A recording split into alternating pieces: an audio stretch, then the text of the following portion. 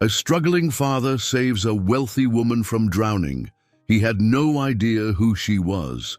Days later, he hears a revelation that changes his life forever. Hello, viewer. Thanks for joining us. Leave a like and share your thoughts in the comments, along with the city you're watching from. Now let's continue with the story. Michael Carrington rose before dawn, guided by the soft beep of an old alarm clock on the nightstand. The morning air in Newport, Rhode Island, felt crisp as he slid out of the narrow bed in his modest trailer. Quietly, he brewed a pot of coffee, hoping its aroma wouldn't stir his 8-year-old daughter, Lisa, from her sleep. Lisa had spent a restless night, waking at least once due to the lingering pain in her lower back. Despite her condition, a rare spinal issue, she tried to act like any other child her age, greeting each day with curiosity and optimism. After pouring himself a small cup of black coffee, Michael eased open the door to Lisa's room. She lay cocooned under a pastel quilt, her breathing soft and shallow. Even in sleep, there was a slight crease on her forehead that reflected both courage and discomfort. Michael's heart tightened. He remembered Emily, his late wife, who had always insisted on never giving up hope for Lisa's treatment. He used to promise Emily they'd do anything necessary to ensure Lisa lived a fulfilling life. Outside, the first glow of sunrise painted the horizon in gentle blues and oranges. The ocean breeze carried hints of salt and seaweed from the nearby coast. Michael sat at the small kitchen table with a second cup of coffee, gazing at photos of Emily pinned on a makeshift corkboard. Those images served as a daily reminder of how fleeting life could be. His job as a part-time lifeguard was grueling. The pay didn't come close to covering Lisa's ongoing medical bills, but he refused to give up the second job. Any extra income helped. Besides, being by the water provided solace, even if painful memories sometimes surfaced. A soft shuffle behind him made him turn. Lisa, her hair in messy pigtails, stepped out of her room. "Dad, you're up early," she murmured, rubbing her eyes. "I didn't want to wake you, sweetheart," he replied gently, beckoning her closer. "How's your back this morning?" Lisa shrugged a thin shoulder. "It hurts a little, but I'm okay." "I promise." Michael knew she was putting on a brave face, just as she had every day since her condition began restricting her mobility. With a gentle hand on her shoulder, he guided her to the table. He warmed some milk, stirring in a bit of cocoa powder, her favorite treat. Lisa smiled, the corners of her eyes crinkling in a way that reminded him so much of Emily. His phone buzzed, jolting him momentarily. It was a reminder of his shift on the beach. "Time to get ready for work," he said. "Donna's coming by soon to check on you." Donna Marshall was the nurse who had stood by Lisa's side since her initial diagnosis. She'd become something of a surrogate aunt, popping in whenever Michael had to be away. Having worked at the local hospital for decades, Donna had seen her share of heartache and triumph. She admired Michael's dedication, especially because he was juggling fatherhood alone after Emily's death 2 years prior. Lisa brightened at the mention of Donna. "I like when she visits. She tells me stories about traveling nurses who help children around the world." "Donna's full of good stories," Michael agreed with a warm smile. He grabbed his lifeguard uniform from a narrow closet, carefully folding it into his beach bag. Living in a trailer didn't offer the luxury of extra space, but he and Lisa had grown accustomed to simple living. "Now, you stay safe, okay? Keep the door locked. Don't open it for anyone but Donna." Lisa nodded with the seriousness of someone twice her age. As he kissed her forehead, Michael felt a surge of gratitude. He had lost a wife, but gained a fierce sense of purpose in caring for their daughter. That alone fueled his determination to keep going, no matter how dire the financial or emotional strain. On the short drive to the beach, Michael rolled down the window to let in the briny wind. Newport's coastline was dotted with stately mansions. silent witnesses to the vast wealth that coexisted alongside the working-class neighborhoods. Michael had no illusions about the disparity. He was just another local trying to get by, though sometimes he imagined a life free of financial worry, especially for Lisa's medical needs. Pulling into his usual spot, he stepped onto the sand. The tide was moderate, the waves lapping gently against the shore. He scanned the horizon, feeling the tension in his shoulders ease momentarily as he took in the rolling water. There was a calmness in the morning light that reminded him of better days, and yet he also sensed something stirring beneath the surface. A prickling in his gut told him that life, like the ocean, often changed without warning. Little did he know that by day's end, this very coast, seemingly tranquil at dawn, would bear witness to a dramatic event that would alter not only his life, but Lisa's as well. For now, however, he inhaled the salt-tinged air, preparing himself for another day of lifeguard duties, oblivious to the storm brewing out at sea and the life he would soon save. By mid-morning, the beach had grown busy.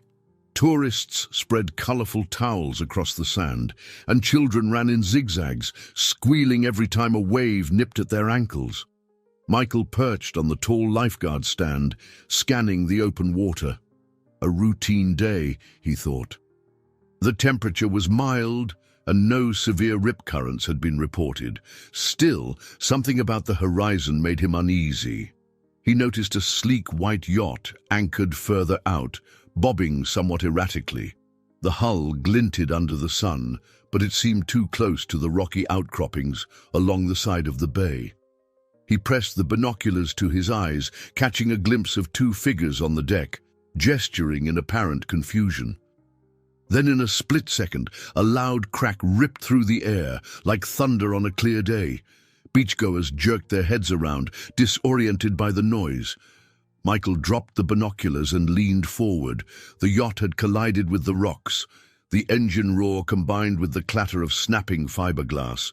For a moment, it seemed the vessel might remain lodged, but then the waves caught it, tilting the yacht precariously. Panic spread like wildfire among the onlookers. Michael grabbed his rescue buoy and whistle. He dashed down the stand, shouting to his fellow lifeguard, "Bryce, call the Coast Guard and paramedics!" Without waiting for a response, he sprinted toward the water's edge, his lungs tight with adrenaline. As he dove under the first wave, the taste of salt hit his tongue. An uncontrollable sense of duty propelled him forward. He had seen disasters before, a couple of near drownings in past summers, boat mishaps, but nothing that sounded so ominous. Breaking the surface, he spotted a woman flailing in the water, her cries lost amidst the crash of waves. The current near the rocks was notoriously treacherous, swirling unpredictably. What was she doing that close to the jagged shoreline, Michael thought, fighting the waves? The woman disappeared beneath the churning foam, only to resurface momentarily. Her dark hair clung to her face, and she seemed disoriented. "Hold on!" he yelled, though he doubted she could hear. Pushing through the swelling tide, Michael reached her, hooking an arm beneath her shoulders. She coughed and sputtered, gulping in air as she tried to stay afloat. When he finally managed to stabilize her, he noticed a streak of blood on her forehead, trickling down her temple. "I've got you," he muttered, voice tight with effort. She coughed in response, barely conscious. Another wave slammed into them, almost ripping the woman from his grasp. Michael locked his arm more firmly around her and angled toward the shore, straining against the sudden pull of the current. His muscles burned with exertion. "Come on," he urged himself. Every second counted. She was limp now, drifting in and out of awareness. A fleeting image of Lisa flashed across his mind, giving him an extra surge of determination. If he couldn't save this stranger, how could he ever claim to protect his own daughter? The beach was in sight, but the final stretch felt endless. Bryce and a couple of good Samaritans rushed into the surf to help. Together, They dragged the unconscious woman onto the wet sand. Michael immediately dropped to his knees, checking her breathing. Her pulse was faint but present. He tilted her head back carefully, pushing hair away from her face to begin CPR. A handful of onlookers gasped when they saw the severity of the gash on her forehead. Blood stained the sand beneath her. "Somebody call an ambulance!" Bryce shouted, but help was already on the way. Paramedics, alerted by the beach staff, were weaving through the stunned crowd. Michael counted compressions under his breath, his hands pressed firmly against her chest, each pump fueled by desperation. "Stay with me," he said, hoping she could hear. After a tense few seconds, the woman coughed violently, water spilling from her lips. Her eyes fluttered open, and she inhaled a raspy breath. Michael felt relief flood him. The paramedics arrived, kneeling beside them. One checked her vitals while another administered oxygen. The woman's gaze flitted to Michael for just an instant, and he saw the unmistakable depth of fear and confusion in her eyes. Then, as quickly as she'd regained consciousness, she seemed to lose it again. "We need to get her to the hospital," a paramedic barked. Michael stepped back, panting hard, exhaustion and adrenaline coursing through him. Salt water trickled down his neck, and his own heartbeat thundered in his ears. He tried to process what had just happened, but he could only stare as the paramedics lifted the woman onto a stretcher. Uncertainty gripped him. He wanted to ensure she was safe, to see that she'd recover. But as the ambulance pulled away, its sirens cutting through the coastal breeze, he was left with only the echo of her startled eyes. The bystanders began to disperse, resuming their day in hushed tones. Still kneeling on the damp sand, Michael realized his entire world had shifted in a matter of minutes. He had no idea who the woman was, but something in that fleeting exchange, her fragile breath, the silent plea in her stare, told him this was far from over. Night fell over Newport with a quiet coolness, the typical bustle of tourist shops giving way to the subdued glow of street lamps. In his small living area, Michael sat on a rickety stool at the makeshift dining table, running a hand through his sandy brown hair. A damp towel lay over his shoulders, droplets forming a small puddle on the floor. Even after a hot shower, he couldn't shake the chill that clung to him ever since the rescue. Lisa, clad in pink pajamas, looked up from the couch where she was drawing in a sketchbook. "Dad, you sure you're okay? You've been staring off into space." He forced a reassuring smile. "I'm fine, sweetheart, just a bit tired." "Well," she said with a tilt of her head, "you did save someone from drowning. I'd be tired too." Her straightforward tone made Michael's chest tighten. In Lisa's eyes, he was capable of anything, but in truth, he felt powerless. The memory of pulling that unconscious woman to shore had reignited old traumas. Emily had drowned during a violent storm while trying to rescue a fellow diver. He remembered the day he lost her like it was yesterday. The suffocating sense of helplessness had haunted him ever since. "Lisa," he murmured, "let me finish cleaning up. Then we'll do your routine checkup before bed, okay?" She nodded, eyes flickering with understanding. They'd established a nightly routine to track her back pain and ensure she was comfortable enough to sleep. Though Lisa rarely complained, Michael was acutely aware of every wince, every grimace that crossed her small face. Donna, who had dropped by earlier, gave them both a pep talk and a plate of homemade cookies. She'd noticed Michael's distant expression, but didn't press him for details. That was her way, quiet support without prying. He appreciated it more than he could articulate. While drying his hair, Michael scrolled through a local news app on his phone. His heart pounded when he saw the headline, "Luxury Yacht Accident in Newport, One Hospitalized." The article was brief, mentioning only that the yacht's occupant had been taken to Newport General Hospital. No names yet, no updates on her condition. A subtle tremor passed through him as he recalled the woman's eyes fluttering open for a heartbeat before paramedics whisked her away. He couldn't shake the feeling that she'd looked at him as if she recognized him, though that was impossible. She was a stranger, or so he believed. Setting his phone aside, he joined Lisa on the couch for their nightly routine. He helped her gently stretch, then checked the brace that supported her lower back. Once satisfied it was aligned properly, he whispered, "Any pain right now?" She bit her lip. "Not too bad. I can handle it." Brushing a soft kiss on her forehead, he said, "You're braver than anyone I know." They turned off the main light, leaving only a small lamp's warm glow.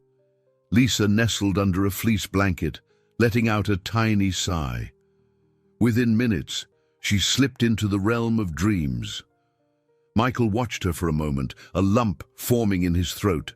He felt the persistent tug of guilt for not having enough resources to get her into more advanced treatment programs. He'd tried everything: local charities, specialist referrals, even a clinical trial application that had been denied. Standing, he walked to a small window that overlooked the distant Atlantic. Moonlight shimmered on the water, a silent reminder of how the ocean had given him everything: his passion for diving, his sense of purpose, and taken so much in return, including Emily. His thoughts drifted back to the day's events. The rescued woman's hair, dark and drenched with seawater, her delicate features etched with terror. Why had she been so close to the rocks? Was it mere miscalculation or something more complicated? The questions pounded at the edges of his mind. A gust of wind rattled the trailer slightly, pulling him from his reverie. He decided to rest, hopeful that tomorrow would bring clearer answers. Maybe he could visit the hospital on his day off, just to check if she was all right. Part of him wrestled with the notion. Was it an invasion of privacy? But a stronger impulse insisted he ensure she had recovered. He climbed into bed, turning off the lamp. Darkness enveloped him. Yet in that still moment, he felt the echoes of Emily's memory mixed with the haunting image of the woman he'd saved. Sleep came fitfully, haunted by the distant hum of sirens and the swirl of salt water. In his dreams, the woman's face merged with Emily's, their voices calling out for help. He reached for them both, but the current dragged them away. Waking up in a cold sweat, he realized that no matter how hard he tried, he couldn't leave the past behind. And perhaps the events of that day had just opened a door to a future he'd never anticipated. The next morning, Michael woke to the dull ache of anxiety in his chest. He carried out his usual tasks, preparing breakfast for Lisa, tidying up the cramped kitchen corner, but his mind churned with thoughts of the unknown woman. Lisa, sharp-eyed as ever, sensed his distraction. "Dad," she ventured gently, "are you worried about that lady you saved?" "Just a bit," he admitted, drizzling syrup on her waffle. "It's hard not knowing if she's okay." Lisa contemplated his words. "Why don't you go see her? Isn't that what you used to do with people you rescued at the pool?" He recalled a time when he was a pool lifeguard at a local recreation center, long before Lisa's condition worsened and he needed more flexible hours. Once, he'd saved a boy from nearly drowning, and he'd checked on the child at the hospital afterward. Just a simple courtesy. But this situation felt different, more personal. "I might," he said, trying to sound non-committal. "First, I have to take you to your checkup, remember?" Lisa nodded, nibbling her waffle. She gave him a mischievous look. "Donna told me you shouldn't be so stubborn. She said it's okay to ask questions if it helps you sleep at night." Michael chuckled, ruffling her hair. "Donna's always right, isn't she?" An hour later, they arrived at the local clinic where Lisa received her routine evaluations. Donna greeted them in the waiting area, her soft brown eyes crinkling into a smile. "Morning, you two. Lisa, let's get you started on some preliminary tests. Michael, come with us. There's something you might want to hear." In an examination room, A gentle hum of fluorescent lights accompanied the beep of medical devices. Lisa settled onto the examination table, and Donna began checking her vital signs. Michael stood nearby, arms crossed, trying to quell the sense of dread that came whenever Lisa's condition was front and center. "So," Donna began softly, "any improvement with the new exercises?" Lisa nodded. "A bit. I can stretch farther in the mornings." "That's good," Donna said, injecting warmth into her tone. She then turned to Michael. "They're finalizing a new round of research for that surgical trial we've discussed before. It's still got very strict criteria. I know we applied for Lisa last year." She let the sentence trail off, implying the disappointment they both felt when Lisa's application was denied. Michael exhaled slowly. "I remember they said Lisa's condition wasn't an exact match for their protocol." Donna's gaze flicked between them sympathetically. "I don't want to raise false hopes, but there's a rumor the lead surgeon might consider revisiting some of the criteria. She's well known for her pediatric spinal work. Her name is Dr. Alexandra Sterling. Maybe—" The name hardly registered with Michael at first. He was used to hearing about specialists he couldn't afford. "I'll need to see the details," he said, resigned. "We can't keep getting our hopes up only to be turned down." Lisa cast him a somber look, but held her tongue. She'd witnessed her father's disappointment enough times to know that optimism often came with a price. Once the appointment concluded, Donna handed Michael a note. "That's the link to the hospital's trial page. You can see if Lisa fits any revised protocols. It might be a long shot, but worth a look." Michael nodded, pocketing the slip of paper. Then, remembering Lisa's words, he asked, "Donna, the woman who was admitted yesterday from that yacht accident, do you know her condition?" Donna's expression grew thoughtful. "Ah, yes. I heard she was in critical care but stabilized overnight. They're keeping her for observation. Why do you ask?" He hesitated, then admitted, "I was the one who pulled her from the water. Just wanted to know she was okay." Donna patted his shoulder kindly. "It's natural to worry. You've been through a traumatic event too. Maybe stop by the hospital after Lisa's tests are done. You might get some peace of mind." Michael nodded, feeling a mixture of relief and apprehension. He glanced at Lisa, who gave him an encouraging grin. "Go see her, Dad," she whispered as they left the clinic. "I can tell you won't relax until you do." By late morning, after settling Lisa at home with a neighbor, Donna had to work another shift. Michael found himself driving toward Newport General. The building's white facade gleamed under the midday sun, its glass windows reflecting a blur of passing cars. A wave of nerves hit him. It was strange to feel so invested in a stranger's well-being. But he couldn't shake the memory of her pale face and the way her eyes latched onto him, if only for a moment. Stepping through the automated doors, he inhaled the sterile hospital scent, antiseptic, mixed with the faint tang of anxiety. He approached the reception desk, heart hammering in his chest, prepared to ask about the woman whose life he had helped save. He still didn't even know her name. But little did he realize, the next conversation he'd have would spark a chain reaction of revelations, ones that would bind his life to hers in ways he could never have foreseen. Michael navigated the hospital corridors with tentative steps.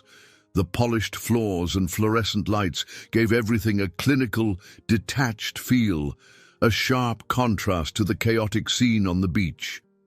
He spotted a row of private patient rooms and approached the nearest nurse's station, clearing his throat.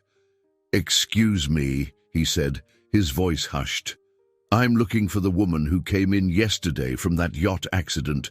I was the lifeguard who helped rescue her." The nurse on duty, a slender woman with an empathetic gaze, scanned her roster. "You must mean Miss Alexandra Sterling." She glanced up, an impressed smile forming. You're the one who pulled her out of the water. Michael nodded modestly, feeling a flush rise in his cheeks. Is she stable? She is, but she's still under observation. She's in room 312. She regained consciousness briefly last night, but is mostly resting. You can go in if you like, just keep your visit short. Thank you, he murmured, trying to disguise the sudden hammering of his heart. Alexandra Sterling, he repeated mentally, matching the name Donna had mentioned. The same Dr. Sterling who led advanced pediatric trials. He followed the sign for room 312, each step growing heavier with uncertainty. Could this be the same person? Or was it just a coincidence of names? Reaching the door, he paused, raising his hand to knock but hesitating. He knew nothing about hospital etiquette for visitors who weren't family members or close friends. But the nurse's nod gave him permission, so he gave a gentle tap. "Come in," a soft voice beckoned. Pushing open the door, he found a woman in her mid-30s with dark hair neatly braided to one side, her complexion still pale, but her eyes open. She looked up, brow furrowing. The moment their gazes locked, recognition flickered. Hers was the face he'd seen so briefly in the midst of a frantic rescue. In the calmer setting of a hospital room, he noticed the fine lines of worry near her eyes and the gentle curve of her features. An IV drip stood beside the bed, and a small bandage covered the gash on her forehead. I'm Michael," he said, barely managing a polite smile. "I was the lifeguard on the beach when, the accident happened." Alexandra's eyes widened with a mixture of gratitude and lingering shock. "They told me someone saved me. I didn't realize I'd get to thank you so soon." Her voice held a cultured warmth, though it was laced with exhaustion. A flutter of relief swept through him. "I'm glad you're okay," he replied quietly. He inched closer, not wanting to overstep. "You had quite a scare out there." She managed a tired laugh that sounded more like a sigh. "That's putting it lightly. The boat's engine malfunctioned, and before I knew it, we were crashing onto those rocks. I fell overboard, trying to get to the deck rail for safety. Everything after that is a blur. But I do remember a moment. Your face. I was certain I was dreaming." Michael's cheeks heated again. "Well, it was hardly heroic. I did what any lifeguard would do." Alexandra opened her mouth to disagree, but paused, wincing. She touched her bandage lightly. "Feels like I got slammed by a truck," she muttered. Then her tone softened. "Thank you, Michael, for saving me, truly." The sincerity in her voice made him shift uncomfortably, unsure how to respond. He cleared his throat. "You're welcome. How long do the doctors plan to keep you here?" "A few more days, maybe less if I recover quickly. They're worried about a mild concussion, among other things. I also have responsibilities at the hospital I work at, so I need to get back to that as soon as possible." He hesitated, curiosity gnawing at him. "Right. The nurse said your name is Alexandra Sterling. By any chance, are you the Dr. Sterling who handles pediatric spinal trials?" He tried not to sound too eager, but a sense of hope glimmered in his eyes. She nodded, though confusion began to line her features. "Yes, that's my team. We've been working on a new surgical approach for children with severe spinal deformities." Alexandra studied him for a moment, seemingly puzzled by his question. "Why do you ask?" Michael inhaled, heart pounding. This was indeed the same woman. The very one whose work might be Lisa's best shot at a normal life. I have a daughter, Lisa. She has a rare spinal condition. We applied to a trial at your facility, but we got turned down last year." He swallowed hard, recalling the disappointment. "I've been searching for options ever since." Alexandra's brow knit together. "I'm sorry your daughter wasn't accepted. We have stringent criteria, but we also re-evaluate cases from time to time. Things change. Protocols can be updated." He shifted his weight anxiously. That's what my friend Donna said. She's a nurse and heard that your team might be revisiting the requirements. A momentary flicker of compassion crossed Alexandra's face. Donna Marshall. I know her. She used to collaborate with our outpatient wing. Small world. Michael managed a tight smile. Yeah, very small. The two sat in silence for a beat, each measuring the magnitude of this twist of fate. The tension in the air wasn't hostile, but it was thick with the weight of unspoken realities. He didn't want to push her, not when she was recovering and clearly exhausted, but his mind whirled with the possibility, could this random act of saving a stranger's life lead to Lisa's chance at walking and living without constant pain? As if sensing his internal plea, Alexandra's expression softened. Once I'm out of here and back on my feet, let me see what I can do about Lisa's case. No promises, but I'll try. Emotion welled in Michael's chest. He took a moment to compose himself, then said, "Thank you, that's all I can ask." Outside, in the corridor, he exhaled a shaky breath. Everything felt surreal. The possibility of hope for Lisa, the gratitude radiating from this accomplished doctor, and the fragile connection formed by an accidental rescue. He couldn't yet name the strange mix of relief and unease coursing through him, but one thing was sure, his world was no longer the same. Michael had never been one to linger in hospital corridors, but on that late afternoon, he found himself doing just that. Waiting. He sat on a faded vinyl chair, the fluorescent lights humming overhead. Alexandra Sterling had promised she would look into Lisa's case once she was discharged, and Michael wanted nothing more than for her to fully recover. Still, guilt gnawed at him.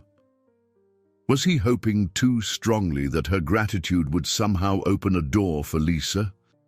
Donna spotted him as she passed by, clipboard in hand. "Back again?" she asked gently, taking a seat next to him. He nodded. "I'm keeping an eye on Alexandra, I guess. Making sure she's okay?" "She's improving, from what I hear," Donna said, flipping a page on her clipboard. "And I'm sure she appreciates you checking in. But you look exhausted, Michael. Have you had any rest?" "Not really," he confessed. Between his lifeguard hours, Lisa's checkups, and the constant hum of worry about finances, genuine rest felt like a distant memory. Donna offered a sympathetic smile. "When was the last time you spoke to Dr. Henderson about Lisa? I know he's always researching new angles. He might be a good resource, especially now that you have someone like Alexandra aware of your situation." Michael shifted in his seat. "Dr. Henderson? Right. I remember seeing his name on the hospital board, but I've never actually met him. He's one of the best spinal orthopedists we have," Donna explained, smoothing the front of her scrubs. "He trained under Alexandra some years back. If anyone else can provide guidance, it's him." At that moment, a tall figure emerged from the hallway, Dr. Paul Henderson himself. He was in his early 40s, with keen hazel eyes and graying hair that suggested the stress of countless hours in operating rooms. He carried himself with a confident, brisk stride, but paused when he noticed Donna and Michael in conversation. "Donna," he said, nodding in greeting, then looked curiously at Michael. "This is Michael Carrington," Donna introduced. He's the reason Alexandra is still with us." A flicker of understanding crossed Dr. Henderson's face. He reached out to shake Michael's hand. "You pulled her from the water. She's mentioned you." Michael swallowed, surprised. "She did." Dr. Henderson gave a mild smile. "She's grateful, of course. Not everyone would have taken such a risk. And she also told me about your daughter, Lisa." Michael tensed slightly, uncertain whether the mention of Lisa's condition was a good sign or another painful reminder of a trial they'd already been denied. I'd be happy to review Lisa's case, Dr. Henderson continued. Alexandra is resting now, but she's asked me to stay informed. Donna cleared her throat gently. Paul, maybe you can show Michael the updated protocol once you have a moment. He's been carrying this weight for a long time. Certainly, Dr. Henderson said. Let's meet in my office in a couple of days. I need to gather the relevant files first. Relief washed over Michael, though he tried not to let hope soar too high. Thank you. That means a lot. Before Dr. Henderson could respond, a nurse signaled him from the far end of the corridor, reminding him of another patient in need of consultation. He gave Michael an encouraging nod and hurried off. Donna touched Michael's shoulder.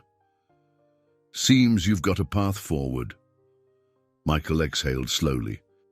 I just don't want to get my hopes up again, you know?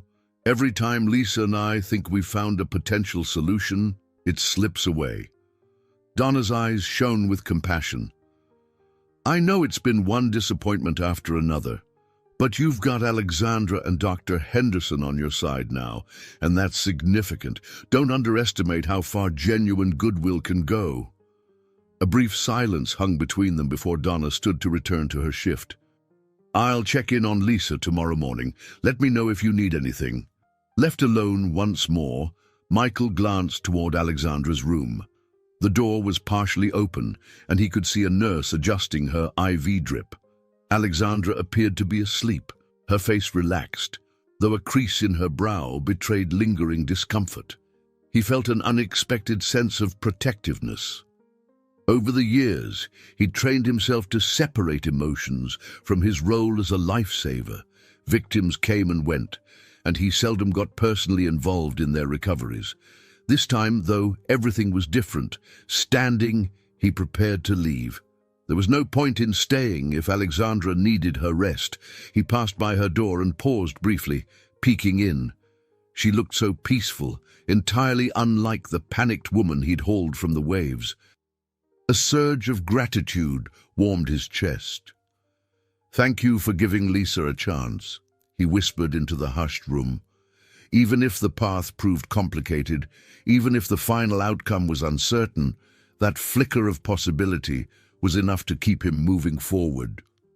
Outside, the late afternoon sun cast long shadows across the parking lot.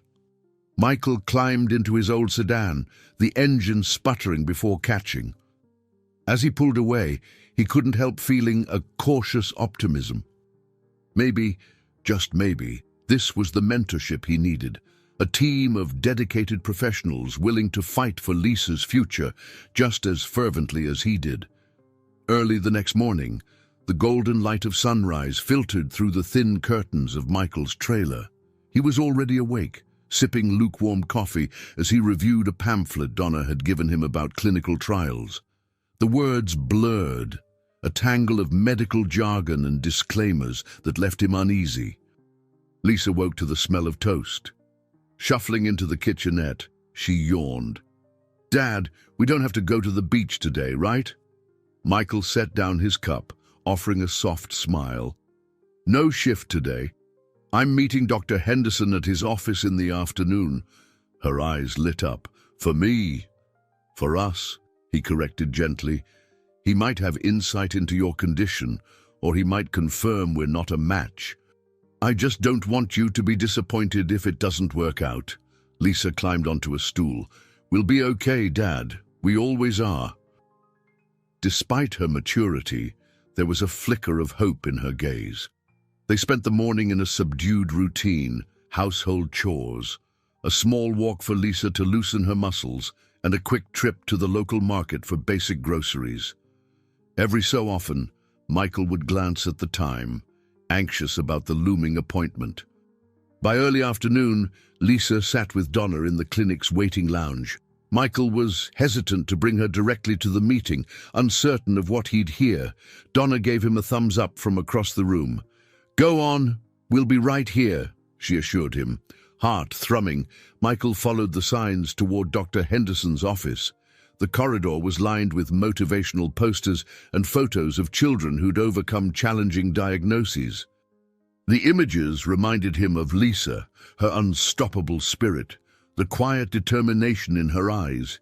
He found the door labeled Dr. Paul Henderson, orthopedic specialist. Inside, a small reception desk sat adjacent to a glass-paneled waiting area. After checking in with the receptionist, he was ushered into a private consultation room where Dr. Henderson was seated behind a desk stacked with files. "Michael," Dr. Henderson greeted, extending a hand. "Come in, please." Michael sat down, trying to read the man's neutral expression. "Thank you for making time. I appreciate it." Leaning forward, Dr. Henderson folded his hands on the desk. "I've gone over Lisa's medical records. I see she has a congenital spinal issue that's led to persistent pain and limited mobility." Michael nodded. "Yes, she's been in braces most of her life. We've tried physical therapy, various medications for pain management, but her condition seems to worsen as she grows." Dr. Henderson's gaze was compassionate yet clinical. "I know you applied to Dr. Sterling's previous trial, which focused on early-stage interventions. The rejection must have been hard." A lump formed in Michael's throat. "Lisa felt crushed, and I felt powerless. I know the trial had strict inclusion criteria, but it still hurt." There was a brief silence before Dr. Henderson spoke. "Alexandra wants to revisit some of those criteria. She believes there's a segment of kids who might benefit from a modified version of our protocol, Lisa included." Michael swallowed a surge of emotion. "So, it's not a lost cause?" A faint smile touched Dr. Henderson's lips. "Not necessarily. Of course, the hospital board is cautious. We'd be going against initial recommendations, and that means pushing for further review. But Alexandra has influence here. If anyone can make a case, it's her." Relief and anxiety tangled in Michael's chest. "Is there anything I need to do? Papers to sign? Tests to run?" "Yes, quite a few. We'll need updated scans of Lisa's spine, a new round of labs, plus psychological evaluations to ensure she's prepared for potential surgery." "It won't be easy, and there's no guarantee the board will approve adding Lisa to the trial." Michael nodded, brow furrowed. "I understand." Dr. Henderson leaned back. "The biggest step right now is bridging the gap between standard protocols and Lisa's unique needs. Alexandra's accident slowed down her administrative work, but once she's back, she'll push forward. In the meantime, I'll do everything I can from my end." A wave of gratitude coursed through Michael, along with a tremor of fear. This was out of his hands, largely dependent on hospital politics and medical opinions. "I appreciate anything you can do. She's my whole world," he said, voice tight. Dr. Henderson nodded. "I can see that. Just know that if we do proceed, it may get complicated." "Funding, ethical committees, timelines." Michael managed a small smile. "We'll deal with complications if it means a shot at a better life for my daughter." As he left the office, his mind whirled. He thought of the million ways this could go wrong, but for the first time in a long while, he let himself feel a spark of hope. Stepping back into the corridor, he glanced at the framed photos of children once more. Maybe Lisa's picture could join them someday, a testament to resilience and second chances. 2 weeks passed in a blur of medical scans, paperwork, and cautious optimism. Alexandra had been discharged from the hospital but was still working reduced hours, focusing on her recovery. During that time, she and Michael maintained a polite, if somewhat formal, line of communication, mostly about Lisa's condition and the next steps for the possible trial revision. One Friday morning, Michael found himself guiding Lisa through the grand lobby of Newport General's research wing, a part of the hospital he'd never set foot in before. Polished marble floors gleamed under fluorescent lights, and the distant hum of cutting-edge machinery reverberated through the halls. Tall windows revealed manicured hospital gardens outside. an unexpected patch of greenery amidst the sterile environment. Lisa's eyes darted around, a mixture of curiosity and trepidation. This place looks so official, almost like a museum, she murmured. It's where they handle the big research projects, Michael explained gently. New surgeries, advanced protocols, they're developed here.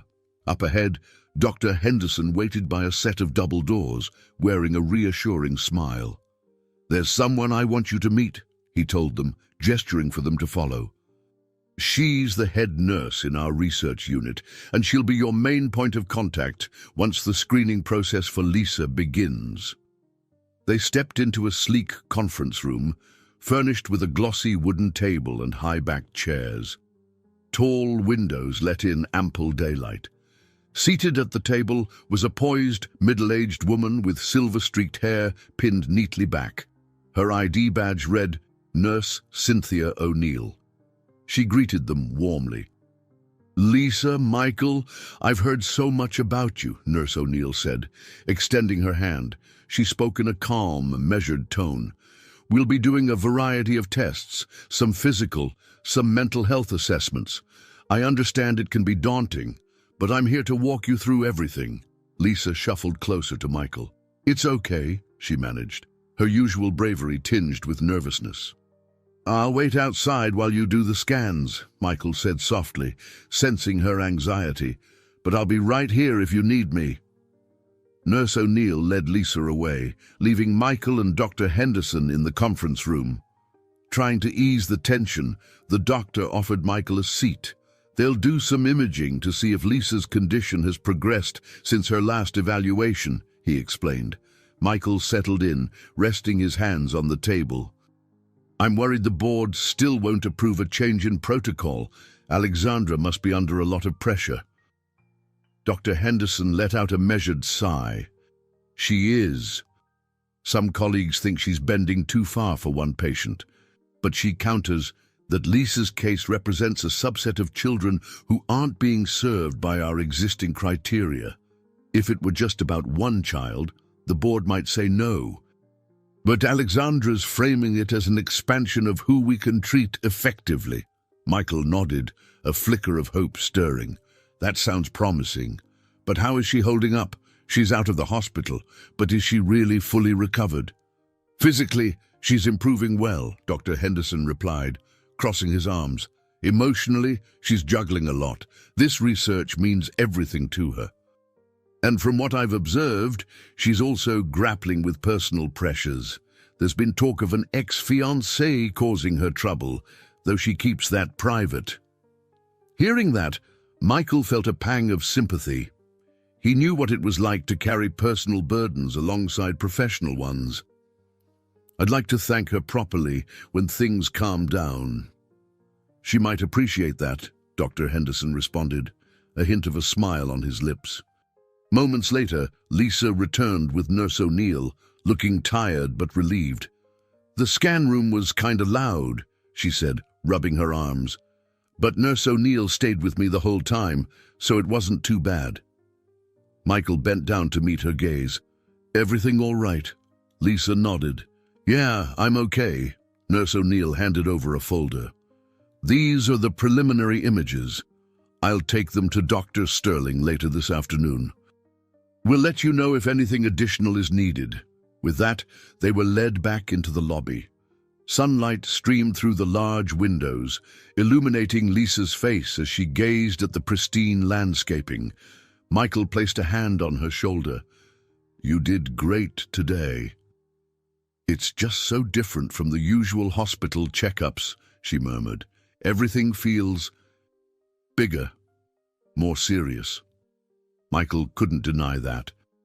Here, in the realm of cutting-edge medicine, they were stepping into territory that could alter Lisa's life forever, but it came with equally large stakes. Sometimes that's how progress starts, he said, trying to sound confident. We step out of our comfort zone and try something new, even if it's scary. As they exited, Dr. Henderson walked them to the car. We'll be in touch. Please try to remain patient. The gears of hospital administration turned slowly. Michael nodded, guiding Lisa into the passenger seat. A swirl of emotions accompanied him. Hope for Lisa, concern for Alexandra's well-being, and a reluctant acceptance that this new path required leaving all certainties behind. Turning the ignition, he glanced once more at the imposing research wing. He felt like they were on the brink of a vast unknown, buoyed only by the slim chance that everything could work in their favor. Despite the fear, he couldn't help but feel a spark of excitement. For the first time in months, maybe years, he sensed a real possibility of giving Lisa the life she deserved. Days stretched into another week as Michael tried to balance normal family life with the whirlwind of medical appointments. In the evenings, he'd sit at their small table, poring over paperwork from Nurse O'Neill, consent forms, procedural outlines, lists of potential side effects.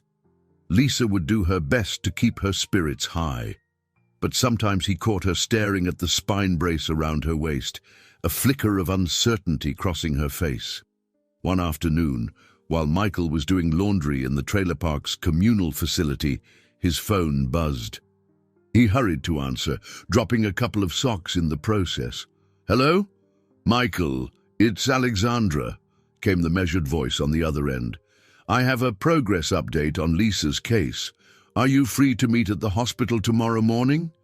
He stood straighter, heart thumping with anticipation. "Absolutely, thank you for calling." She paused, her tone softening a bit. "How have you both been?" "Busy," he admitted, rubbing the back of his neck. "Lisa's holding up okay. She's a tough kid." "I'm glad to hear it." Alexandra hesitated before adding, "I know this process can be overwhelming. I appreciate your patience." Michael swallowed.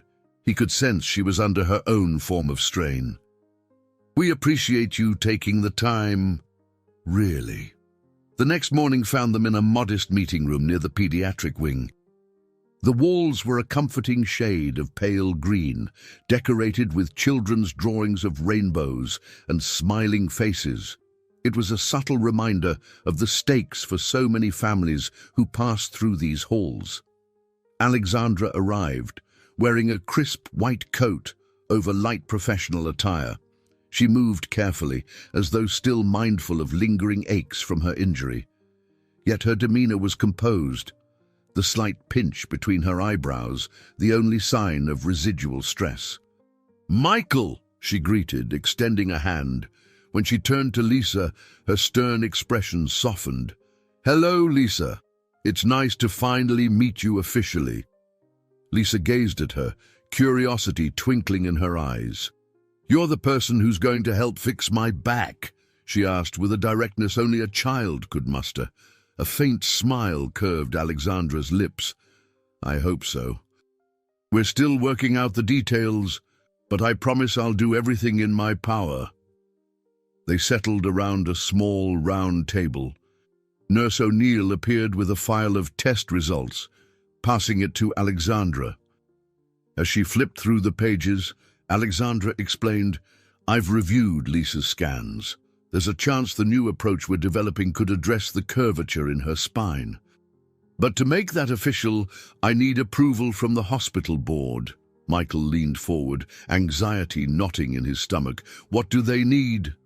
"For starters, more data," Alexandra said, tapping the pages. "Pre- and post-op comparisons from a broader patient set. We also need to ensure that Lisa's overall health would withstand the surgery." "It's a delicate procedure," Nurse O'Neill chimed in. "Given Lisa's age and the complexity of her condition, we'll likely require input from a child psychologist too, just to make sure she's emotionally prepared." Lisa squirmed a little, looking slightly uneasy. Michael reached for her hand. "We'll do whatever it takes."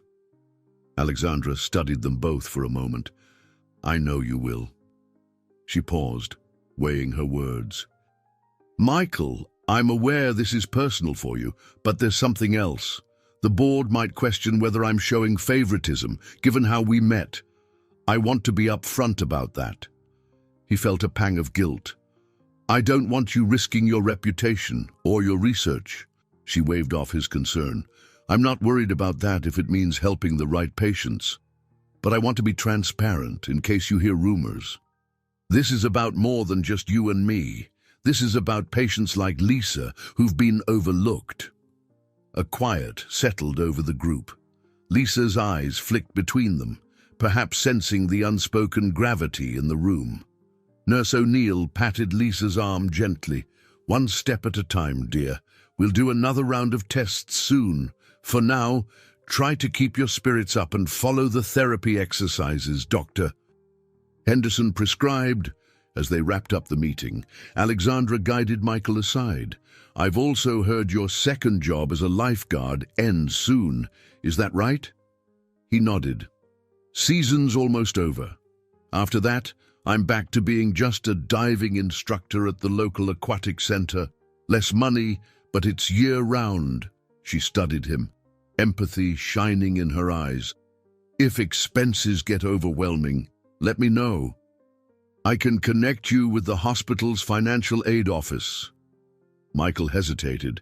Accepting help felt uncomfortable, but the relief it could bring overshadowed his pride. Thank you, he said quietly. Outside, with Lisa beside him, he could still feel the swirl of tension in the pit of his stomach. They were deeper into a world he barely understood. Medical politics, research protocols, potential surgeries. Even so, each step forward felt like an uneasy adjustment towards something that might truly change Lisa's life. In the following days, Michael marveled at how many strangers seemed willing to help them. Nurse O'Neill introduced him to two other families going through pediatric spinal treatments.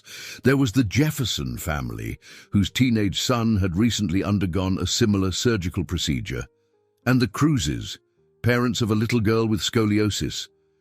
On a crisp Saturday morning, they all gathered in the hospital's family lounge, a bright space with sofas and a small kitchenette.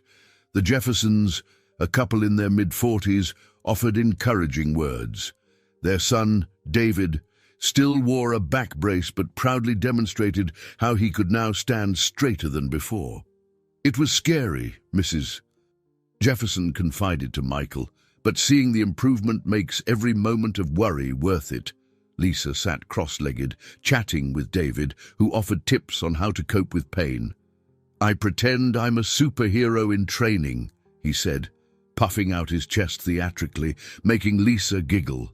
Mr. and Mrs. Cruz, conversely, had just entered the labyrinth of doctor appointments. Their daughter, Bella, shy and soft-spoken, clung to her mother's hand. Michael recognized the haunted look in their eyes, the mixture of hope and fear, the reluctance to trust a system that could fail them.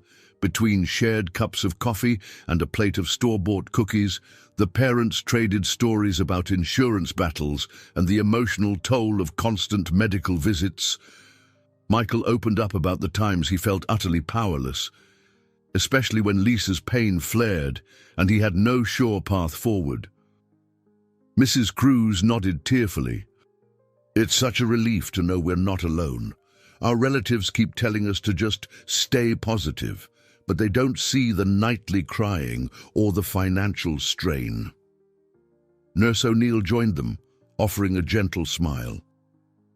One of the main reasons we encourage these gatherings is to create a support network. Medicine isn't just about procedures, it's about the people living with these challenges. As the conversation flowed, Michael noticed how Lisa's face lit up around David and Bella. She seemed buoyed by their experiences, no longer feeling like the only kid in the world who had a back brace and a drawer full of prescription meds. Later, Alexandra appeared in the lounge. She greeted everyone warmly, yet Michael detected a subtle fatigue in her posture. Still, she made an effort to engage with each family, inquiring about their progress and challenges. When she reached Michael and Lisa, her gaze softened. Nurse O'Neill mentioned she's scheduling Lisa for a psychological assessment next week. Are you comfortable with that? Michael exchanged a glance with Lisa. We'll manage, he replied. It's a lot, but if that's what it takes, we'll do it. Lisa piped up. Will it hurt? Alexandra smiled gently. No, sweetheart.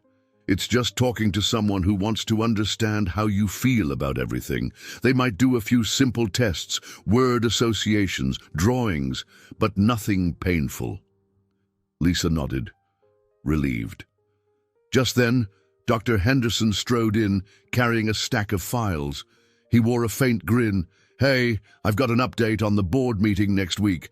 They want to hear some patient success stories. It might help if a few families could come in and share their experiences. Mrs. Jefferson perked up. We'd be happy to talk about David's progress. Excellent, Dr. Henderson said, then turned to Michael. They may want to meet you too, especially with Lisa's case pending. We're trying to show that an expanded approach will benefit children who are marginally outside the current criteria. Michael swallowed, bracing himself. Sure. If it helps Lisa, I'll speak to anyone. Lisa gave him an encouraging grin, and Alexandra nodded approvingly. After the meeting dispersed, Michael found himself lingering in a corner of the lounge with Alexandra. She rubbed her temples as though fighting a headache. You okay? He asked softly. She let out a breath. I'm fine, just juggling a lot of administrative tasks. Sometimes I miss the days when I focus solely on surgeries. Research brings an entirely different stress. Michael hesitated, then said, I can't imagine the pressure, but you're making a huge difference for families like ours. A distant look flickered in her eyes. I want to. It's just, if the board rejects my proposal to broaden the trial, I worry about families who desperately need a chance. Michael placed a reassuring hand on her shoulder before quickly pulling it back, unsure if it was too personal. No matter what happens, you've already shown more compassion than most doctors we've met. A faint smile touched her lips. Thank you. That means a lot. They parted ways with a mutual sense of understanding, each bolstered by the presence of allies. For the first time, Michael recognized that he wasn't simply pleading Lisa's case alone. A small but determined circle had formed around them. Parents, nurses, doctors, all championing the idea that children like Lisa deserved a real shot at a better future. The day of the preliminary board meeting arrived with a heavy atmosphere. Michael and Lisa had been invited to attend a short Q&A session alongside the Jeffersons to provide a patient perspective on potential trial expansions. Alexandra and Dr.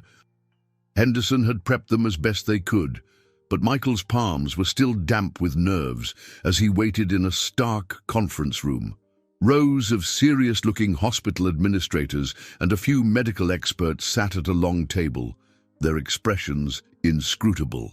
The board's chairperson, a meticulously groomed woman named Dr. Leslie Harrington, opened the session with polite efficiency.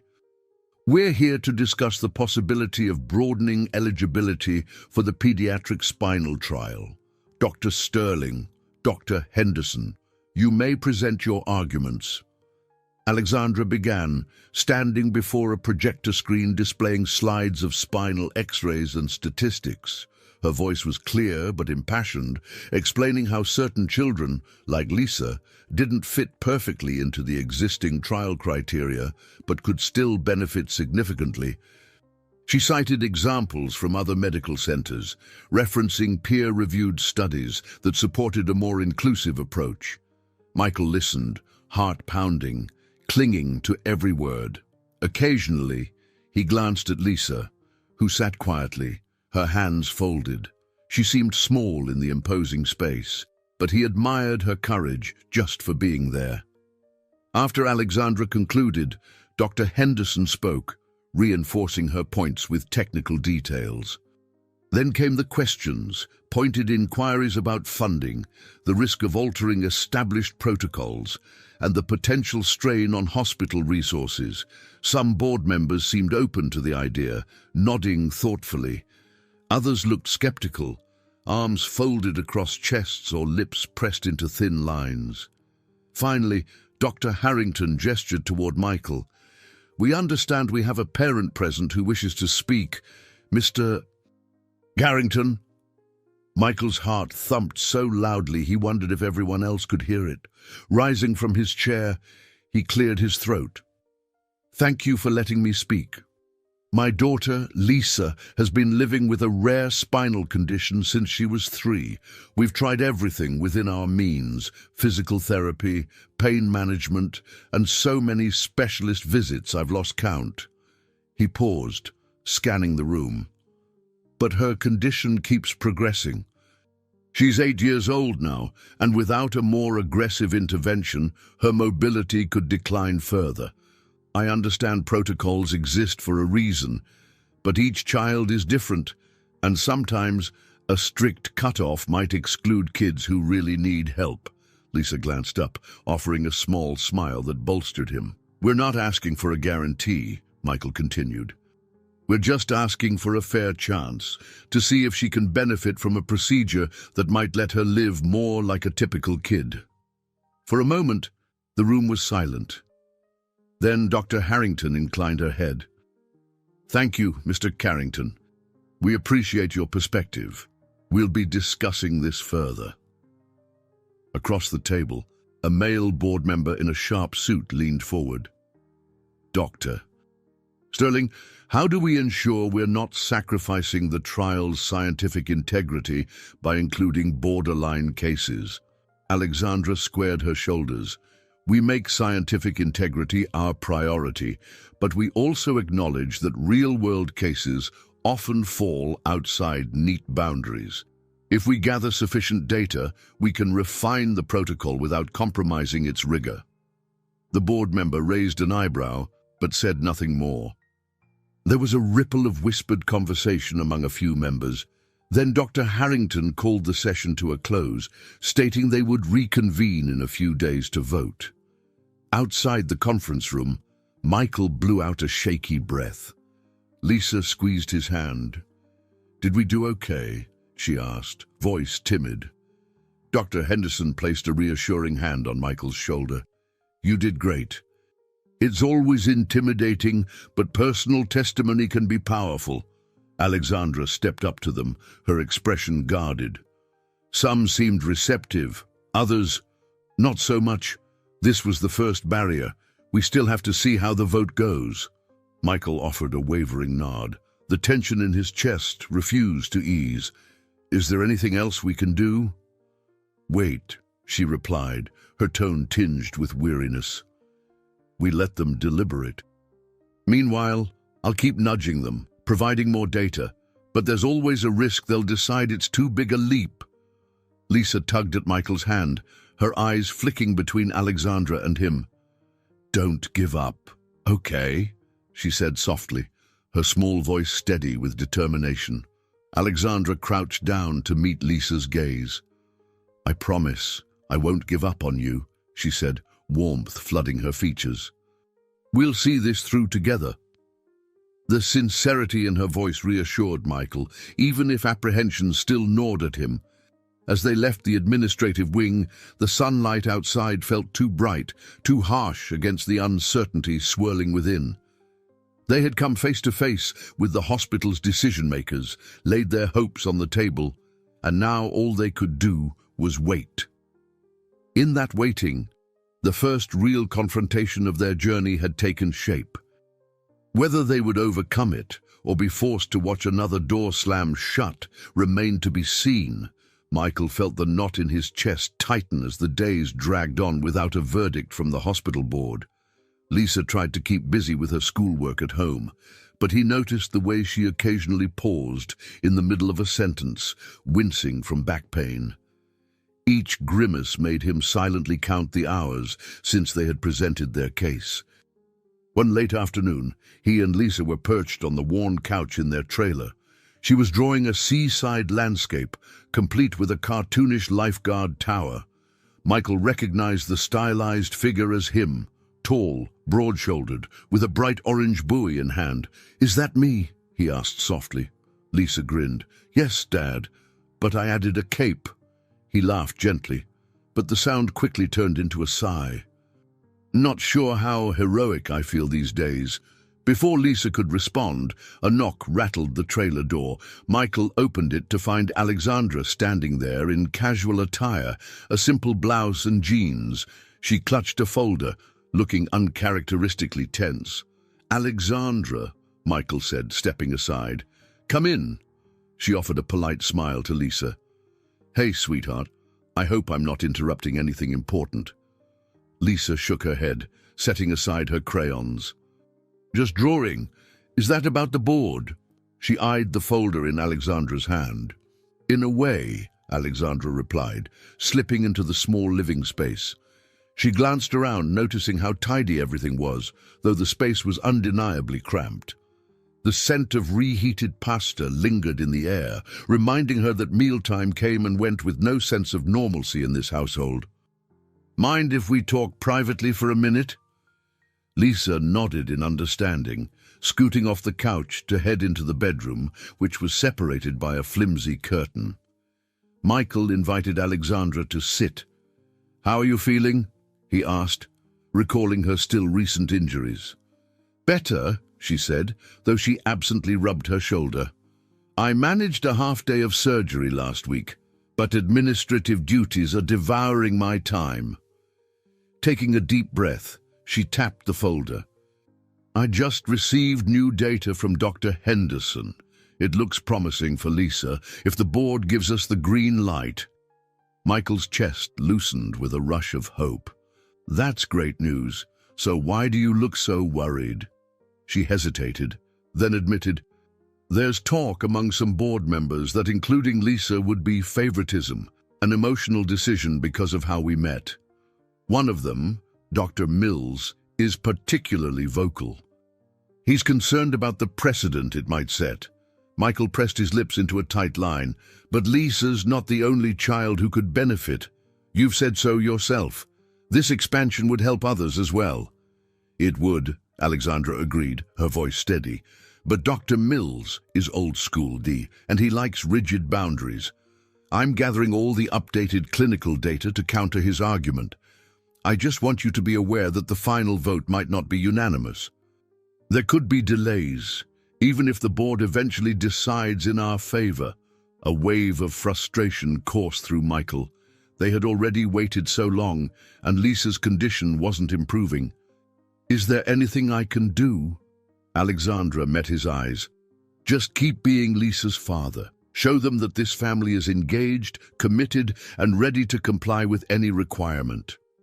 And remain patient, though I know how hard that is." A new tension fluttered in Michael's stomach, not just from the board situation, but from Alexandra's presence. Her gaze carried a warmth he couldn't ignore, a softness that hinted at something more personal than just a professional collaboration. It both comforted and unsettled him, especially when he still grappled with memories of Emily and guilt for even considering a future with someone else. He cleared his throat. "Would you like some coffee? It's not fancy, but it's hot." She offered a slight nod. "Sure." He busied himself with the ancient coffee maker, acutely aware of her eyes following his every move. The silence stretched, loaded with thoughts neither of them seemed ready to voice. "Thank you," Alexandra said softly when he handed her a steaming mug. They sipped in an uneasy companionship. "You're doing so much for us," Michael said after a moment. "More than I ever expected." She shrugged, a bit self-conscious. "It feels like the right thing to do, and not just because you saved my life. I've seen too many patients fall through the cracks." He nodded, glancing toward the bedroom curtain where Lisa was quietly humming. "She's been slipping through those cracks her whole life." Alexandra reached across, placing her hand gently atop his. "Let's stop that from happening." The moment lingered, and Michael felt his heart pounding. Was there a line they were crossing, mixing personal and professional matters? He didn't know, but he recognized the sincerity in her voice, and it echoed the depth of his devotion to Lisa. Outside, the last rays of the sun dipped below the horizon, sending the trailer's interior into twilight. Alexandra checked her watch. "I should get going." Early meeting tomorrow. He walked her to the door, the friction of unspoken possibilities tugging at both of them. As she stepped outside, the hush of night enveloped them like a secret. "I'll keep you updated," she whispered. Michael nodded, recalling Lisa's drawing, a superhero with a cape. He might not feel like one, but he realized in that instant that sometimes just staying hopeful for your child was its own form of heroism. Alexandra's office was a stark contrast to the rest of the bustling hospital. Painted a soft beige, it featured a single window framing a slice of Newport's skyline. She sat at her desk, reading through a stack of research files.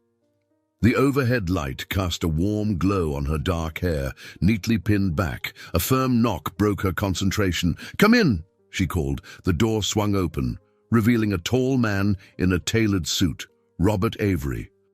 His appearance caught her off guard, like a gust of cold air on a mild day. They had ended their engagement nearly a year ago, but it still felt like just yesterday that she'd packed her things from his apartment. "Robert," she said, standing abruptly, "what are you doing here?" "Hospital politics brought me," he replied evenly, closing the door behind him. She noticed the flicker of resentment in his blue eyes. "I'm consulting on a project for the board, procurement processes, budgets, that sort of thing. Imagine my surprise when I learned you were pushing for an expanded trial that could cost the hospital a fortune in unallocated funds." Alexandra's stomach tightened. "That's none of your concern. We have a process." "Spare me the details," he interrupted, a sneer tugging at his lips. "You always did have a soft spot for lost causes." She stiffened, anger pulsing. "My trial isn't a lost cause. It's a necessary step to help children who otherwise have nowhere to turn." Robert shrugged dismissively. "That's not what I hear from the more conservative board members.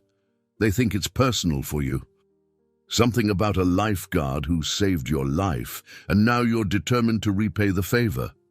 Her cheeks flamed. "You have no idea what you're talking about."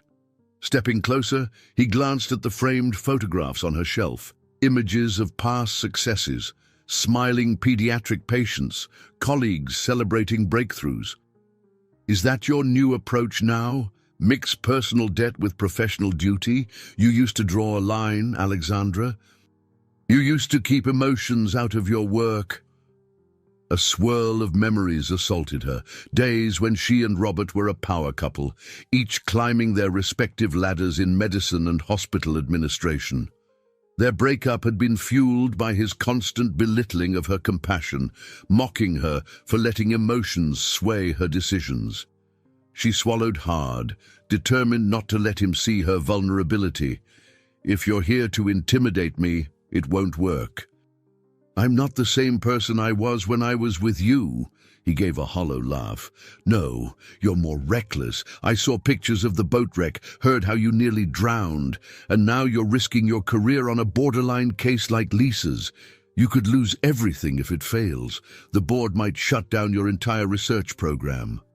"I'm aware of the risks," she said, voice trembling slightly. "But I won't abandon children who need help just to preserve my career." "This is exactly why we ended things. You never cared about the people, only the profits and protocols." Robert's gaze hardened. "Don't try to martyr yourself, Alexandra. If you're wrong, you'll ruin more than just your own reputation." A tense silence stretched between them. Finally, Robert inhaled sharply and turned toward the door. "I have a meeting with Dr. Harrington. She's not convinced your trial expansion is a sound investment. I suggest you prepare for some difficult questions." He exited, the door clicking shut with a sense of finality. Alexandra released a shaky breath, sinking back into her chair. Old wounds she thought had healed were once again raw and open. She stared at the hospital budget spreadsheets, her mind whirling. Robert's words stung, but her resolve remained. She believed in the potential of her updated protocol, in children like Lisa who could drastically improve if given a chance. Maybe she was letting her emotions guide her, but was that truly a flaw? Or was it what made her a better doctor? Picking up her phone, she scrolled through text messages. One from Dr. Henderson asked for confirmation about an upcoming surgery. Another from a board liaison reminded her of the final vote looming on the trial. And one unread message from Michael. Checking in. Lisa has a slight fever, but she's okay. Hope you're doing well. She smiled ruefully, her chest tightening with conflicting emotions. Michael's quiet strength had become a steady presence over the past few weeks. Even as she faced the hostility of people like Robert, she couldn't ignore how Michael's unwavering dedication to his daughter renewed her own sense of purpose. Tapping out a quick reply, "Thank you for the update. Take care of her. We'll talk soon," she felt a flicker of warmth. There was a time when she believed professional and personal worlds couldn't mix, that caring too much made you lose objectivity. But maybe, just maybe, this time was different. The shadows of her past lingered, but they wouldn't overshadow what she was trying to build now. A future where compassion shaped medicine, and children like Lisa got the second chance they deserved, even if it meant standing against people who prioritized money and power over saving lives. Michael could hear the waves crashing outside the aquatic center as he zipped up his wetsuit.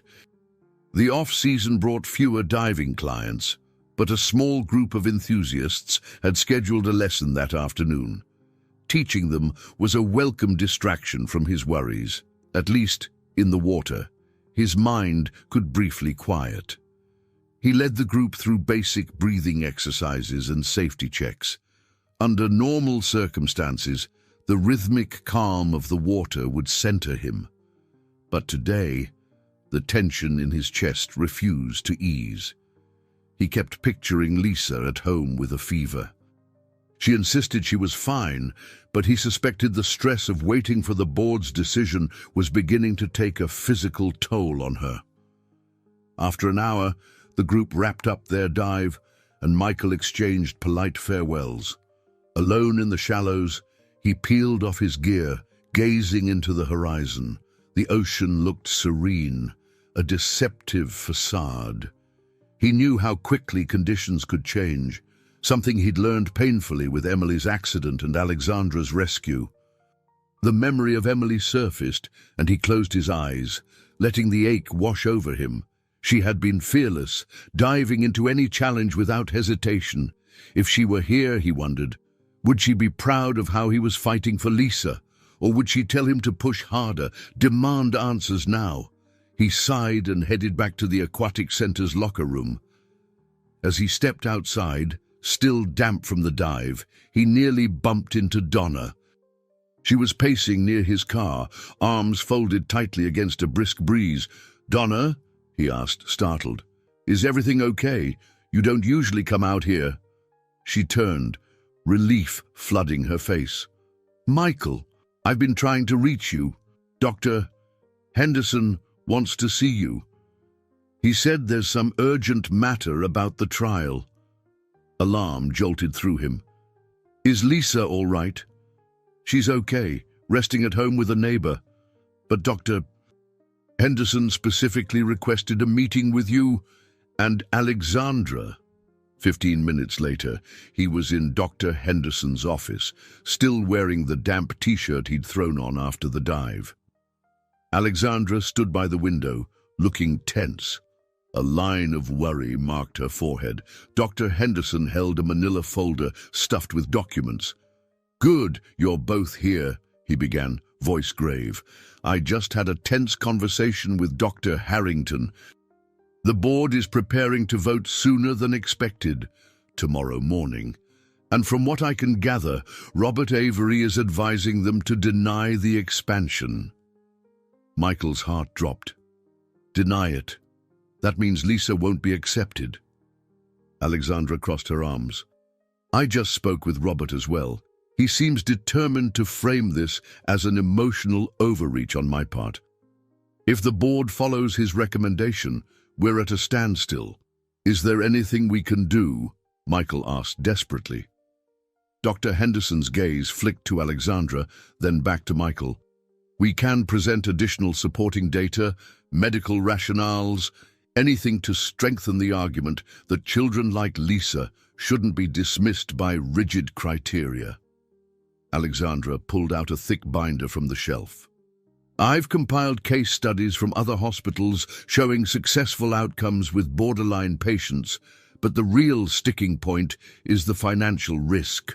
The hospital doesn't want to pour resources into expansions without a guaranteed success rate. Michael felt a wave of fury and despair. This is about money, not about whether kids can be helped. Dr. Henderson grimaced. Sadly, it's always a bit about money. If we can't show a strong return on investment in terms of successful outcomes, the board sees it as wasted funds. Alexandra's voice softened. The board isn't made up of villains, Michael. Some are genuinely concerned about balancing budgets to keep other programs running, but people like Robert are using this uncertainty to push a more conservative stance. Michael nodded, though frustration still prickled. So we have until tomorrow morning. That's hardly any time. Dr. Henderson spread his hands helplessly. We'll do what we can. I'll stay here all night if I have to, refining the data. Alexandra, you'll need to be ready to speak again. And Michael, you should be there. The board might want to hear from you directly one more time. He swallowed hard, remembering how nerve-wracking the first meeting had been. I'll do it, whatever it takes. As Dr. Henderson began explaining logistics, Michael glanced at Alexandra. She looked exhausted, the spark in her eyes dulled by frustration. His mind drifted to Lisa, lying at home with a fever, unknowingly on the brink of losing this last chance. When the meeting ended, Alexandra walked Michael to the hallway. Tension radiated between them, anger at the board, fear for Lisa, perhaps something deeper they hadn't fully acknowledged. She placed a hand on his arm. We'll fight this, she said, her voice trembling with conviction. I promise. He nodded, his throat tight. Thank you for not giving up on her. Leaving the hospital, Michael felt torn between dread and determination. Tomorrow could bring the end of Lisa's hopes, or it might be the turning point they so desperately needed. For now, all he could do was head home, comfort his daughter, and pray that Alexandra and Dr. Henderson would find the right data to sway minds. He stared at the hospital's looming facade one last time. The building was lit like a fortress in the darkening sky, formidable and unyielding. As he drove away, he steeled himself for the confrontation ahead. No matter how impossible it seemed, he couldn't let Lisa down. It was past midnight when Michael finally managed to settle Lisa into bed. She'd awakened from feverish dreams twice, calling for him in a trembling voice. Each time, he reassured her, stroking her hair until she dozed off again. Now, she lay curled on her side, breathing in fitful rhythms, her cheeks flushed. Outside, a gentle rain tapped against the trailer's metal roof. Normally, the sound soothed him, but tonight it only magnified his tension. Tomorrow morning, he'd stand before the board again, uncertain if anything he said could sway their decision. He was about to turn off the small lamp when his phone buzzed. The screen lit up with Alexandra's name. Carefully stepping into the living area, he answered in a low voice. Hey. Her tone was subdued, laced with fatigue. I'm still at the hospital with Dr. Henderson, going over the final stats. We're pulling case histories from other institutions to strengthen our argument. Michael clenched his jaw. I wish I could do more. You've done plenty. She paused, the hush of the empty hospital audible behind her. How's Lisa? She has a fever. I'm hoping it's just a normal bug, but I can't help worrying it's stress. He exhaled. It feels like too much is on the line. A silence settled between them. Then Alexandra said, "There's something I've been wanting to talk to you about, but with everything happening, I kept pushing it aside." His pulse quickened. He sank onto the worn couch, heart thudding. "Go on." She drew a breath, and even through the phone, he could sense her gathering courage. "When we first met, when you saved my life, I felt something shift in me. I can't quite explain it. But then I learned about Lisa and realized I'd played a role in her rejection from the trial. That complicated everything, and now, each time we speak, it's like there's this undertow pulling me closer to you. But I'm afraid." Michael's chest tightened. He stared at the faded photograph of Emily on the wall, feeling a confusing swirl of loyalty to her memory and an undeniable draw toward Alexandra. "I know," he said thickly. "I feel it too. But part of me can't help but wonder, am I crossing a line, mixing my feelings for you with my desperation to help Lisa?" She hesitated. "I've asked myself the same thing. I've questioned if it's unethical for me to fight so hard for a patient I've grown personally attached to. But in the end, my conscience tells me this fight is right, both medically and morally." He found himself nodding, tears prickling at the corners of his eyes. In the background, Lisa whimpered softly in her sleep. "I lost my wife to the sea," he whispered, "and I never thought I'd care about anyone again, not like that. But here you are, risking everything to help Lisa. I don't know how to handle it. I'm grateful, I'm scared, I'm human," Alexandra finished gently, "and so am I." For a moment, neither spoke, letting the hush of the night convey what words struggled to say.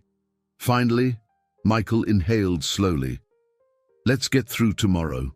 We'll stand together, and once we know the board's decision, maybe we can talk about what comes next, for us." She released a shaky breath, and he almost imagined she was on the verge of tears. "Yes, let's do that." They exchanged quiet goodbyes, and he ended the call, setting the phone on the coffee table. His thoughts churned, recalling the softness in her voice when she acknowledged their mutual fears. He walked back to Lisa's room. She was still asleep, her forehead glistening with perspiration. Gently, he pressed a cool washcloth to her brow. She stirred, but didn't fully awaken. In the dim light, her fragile form reminded him just how precious every second was. Rubbing his face tiredly, Michael wondered what Emily would think if she could see them now. He hoped she'd understand that he wasn't replacing her, but forging a new path for both himself and their daughter. Life, he reflected, had a way of pushing people toward uncharted waters, forcing them to confront old wounds and new possibilities in the same breath. All he could do was face the morning with an open heart, prepared to fight for Lisa's chance at a life free from pain, and perhaps for his own chance at love again. The rain outside slowed to a gentle drizzle, like a lullaby easing the tension in the air. With a final glance at Lisa, Michael switched off the lamp. Tomorrow would be pivotal, win or lose. Everything was about to change. The sun rose with an almost mocking brightness, as though oblivious to the crucial meeting unfolding at Newport General Hospital. Michael arrived with Lisa, who was pale, but insisting she felt well enough to come. She wore a soft sweater and clutched a small stuffed dolphin, a gift from her mother years ago, a memento she carried whenever she was anxious. As they entered the administrative wing, the hallway buzzed with hushed conversations and hurried footsteps. "Doctor." Henderson spotted them and hurried over, tie askew. "They're about to start," he said, a note of urgency in his voice. "Ms. Sterling is inside, making last-minute adjustments to her presentation." Lisa glanced up, her eyes reflecting a mix of curiosity and fear. "Dad, do I have to talk again?" He knelt to her eye level. "Only if they ask, honey. Just remember, you're brave, and we're here together." The meeting room was packed. Board members filled the semicircle of seats, wearing serious expressions. Alexandra stood near a projector screen. Her face lit up momentarily when she saw Michael and Lisa, though the tension in her posture was undeniable. Dr. Harrington, seated at the center, cleared her throat. "Thank you, everyone, for reconvening. We have Dr. Sterling's final proposal for expanding the eligibility criteria of the pediatric spinal trial. Let's proceed."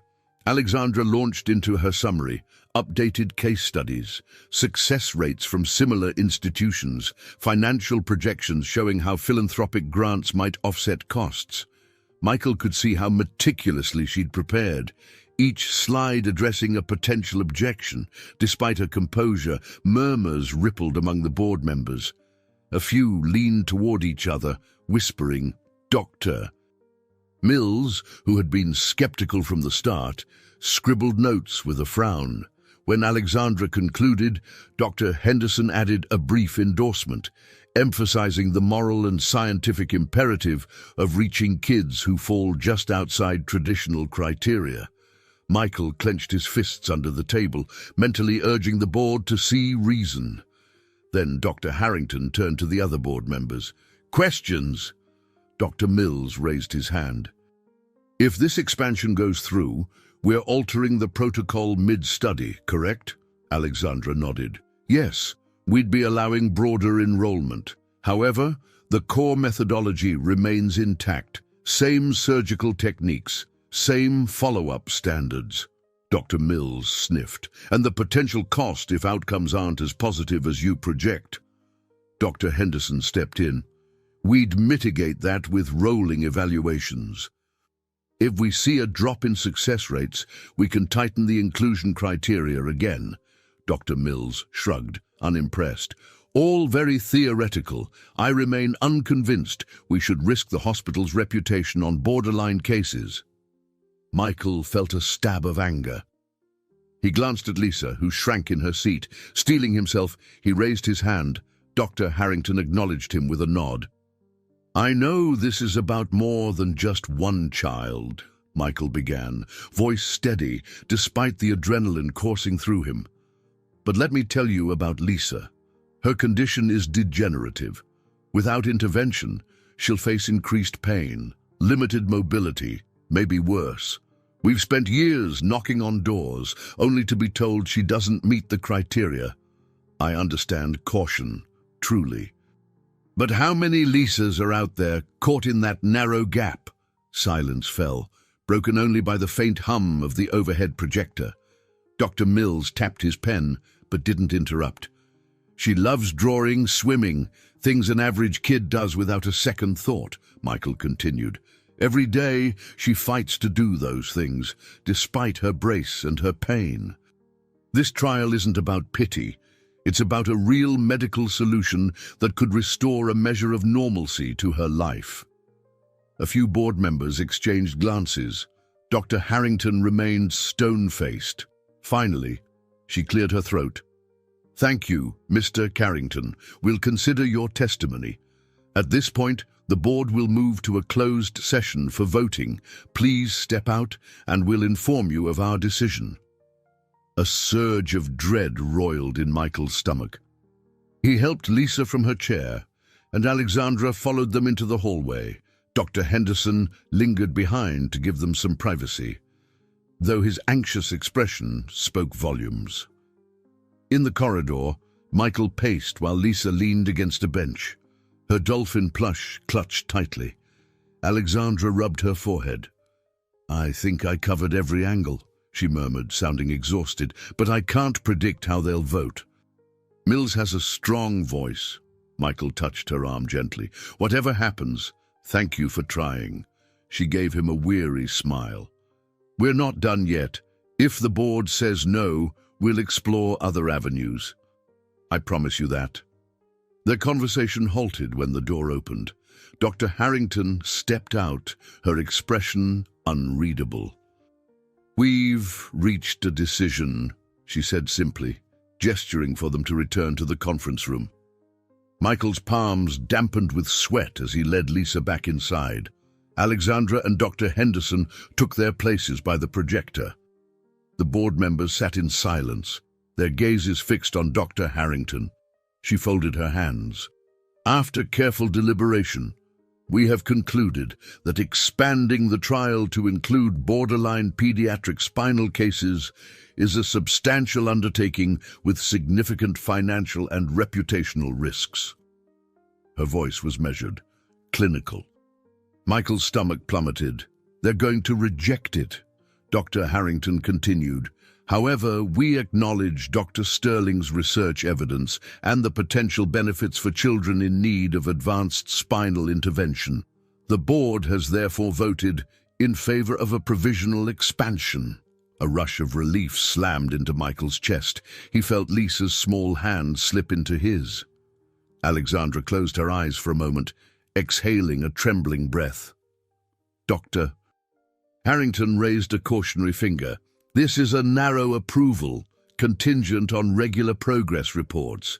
If outcomes deviate significantly from projected success, we may rescind the expansion. But for now, Dr. Sterling, Dr. Henderson, you have permission to enroll your selected candidates, including Lisa Carrington. Tears pricked Michael's eyes as Lisa broke into a grin, hugging him tightly. Alexandra gave a short, relieved nod, gratitude shining in her face. Dr. Mills, on the other hand, muttered something under his breath, his displeasure evident. When the meeting formally concluded, everyone began gathering their papers. Dr. Henderson pumped Michael's hand, beaming. Alexandra found Lisa, giving her a gentle embrace. "We're in this together now," she whispered, sounding almost emotional. Michael looked at his daughter, joy flooding him. They'd crossed what seemed like an impossible threshold. Yet he could sense a new series of hurdles approaching, medicals, emotional, and perhaps even personal ones. But for today, the euphoria of finally hearing yes was enough to fuel them forward.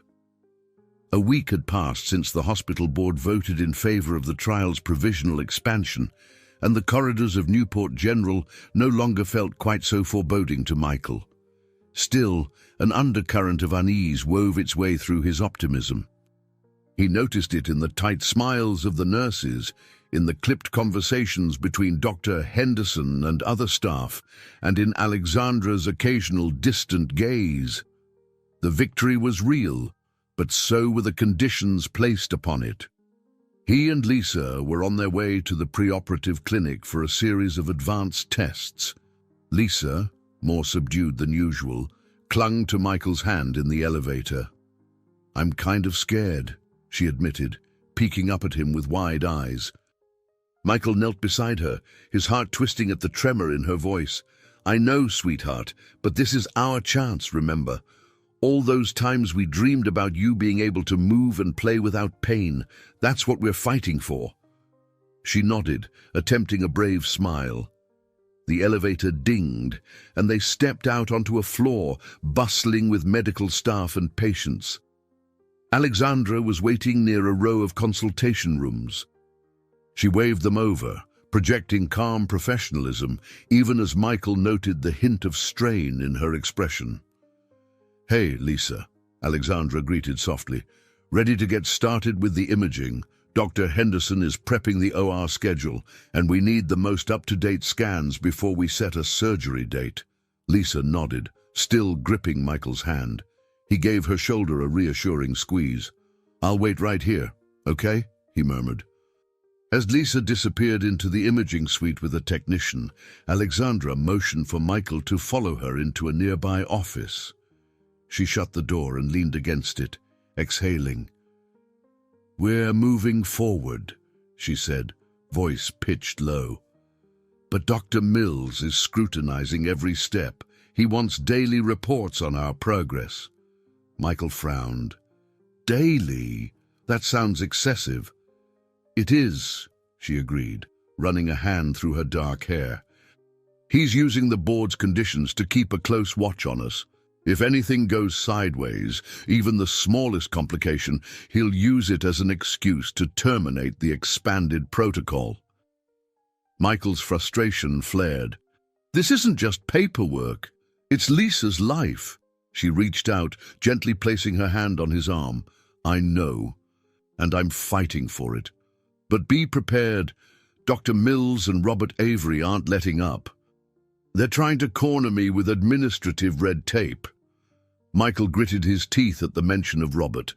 Though he'd never met the man personally, he'd learned enough from Alexandra to sense the tension between them. So, what do we do? She squared her shoulders, her resolve evident. We push forward. We make sure Lisa's case is airtight. Dr. Henderson and I will handle the medical side, but if Mills or Avery approach you, stay calm. Don't give them any reason to doubt your intentions. He nodded, heart pounding with a mix of anger and apprehension. I'll cooperate, of course. I just hate the idea that they'd sabotage a child's chance at health for the sake of hospital politics.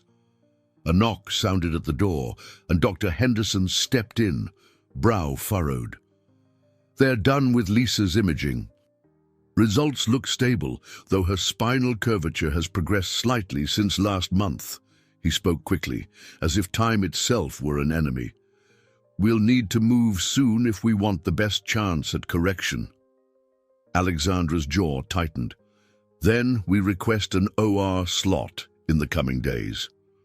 Already in progress, he replied. But you should know, Mills is insisting on sitting in during the surgery as an observer. Michael's eyes widened in disbelief. Is that even allowed? In special circumstances, yes, Alexandra said tersely. He'll be there to document any issues, presumably to use them against us if he sees fit. I'll have to balance focusing on the procedure with placating his demands. A tense silence fell. Then Michael let out a slow breath. Lisa's the priority. If you need me to say or do anything, just let me know. Dr. Henderson nodded. I appreciate it.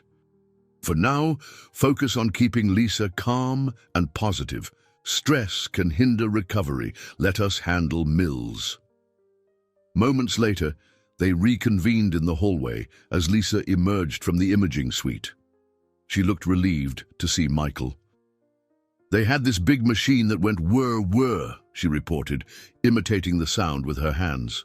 It was kind of cool, actually. Michael ruffled her hair, grateful for her resilience.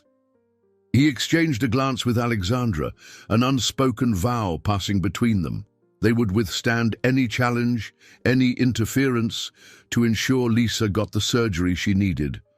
Together, they guided Lisa down the corridor, past the polished floors and hushed voices. But even as they projected an aura of hope for her sake, the swirl of tension in the background intensified. The storm was no longer on the horizon. It was gathering right there in the hospital corridors, threatening to test both their professional resolve and their personal bonds to the breaking point. Alexandra stood in front of the hospital's large windows, gazing at a drizzle of rain streaking down the glass. She was in the middle of finalizing surgical notes for Lisa when her phone buzzed with a text from Robert Avery, meeting with potential donors tomorrow. Your new additions to the trial better impress. The terse tone in his message made her stomach twist. Closing her eyes, she tried to banish the feeling of dread. She had battled for years to secure donations and grants for pediatric research, carefully cultivating trust among philanthropic circles.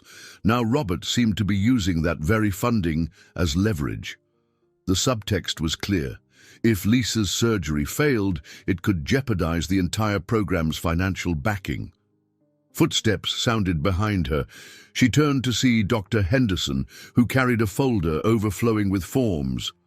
We have to finalize Lisa's consent documentation, he said, setting the folder on a nearby desk. The board wants explicit acknowledgement that this surgery is outside the original trial design. Alexandra bit her lip.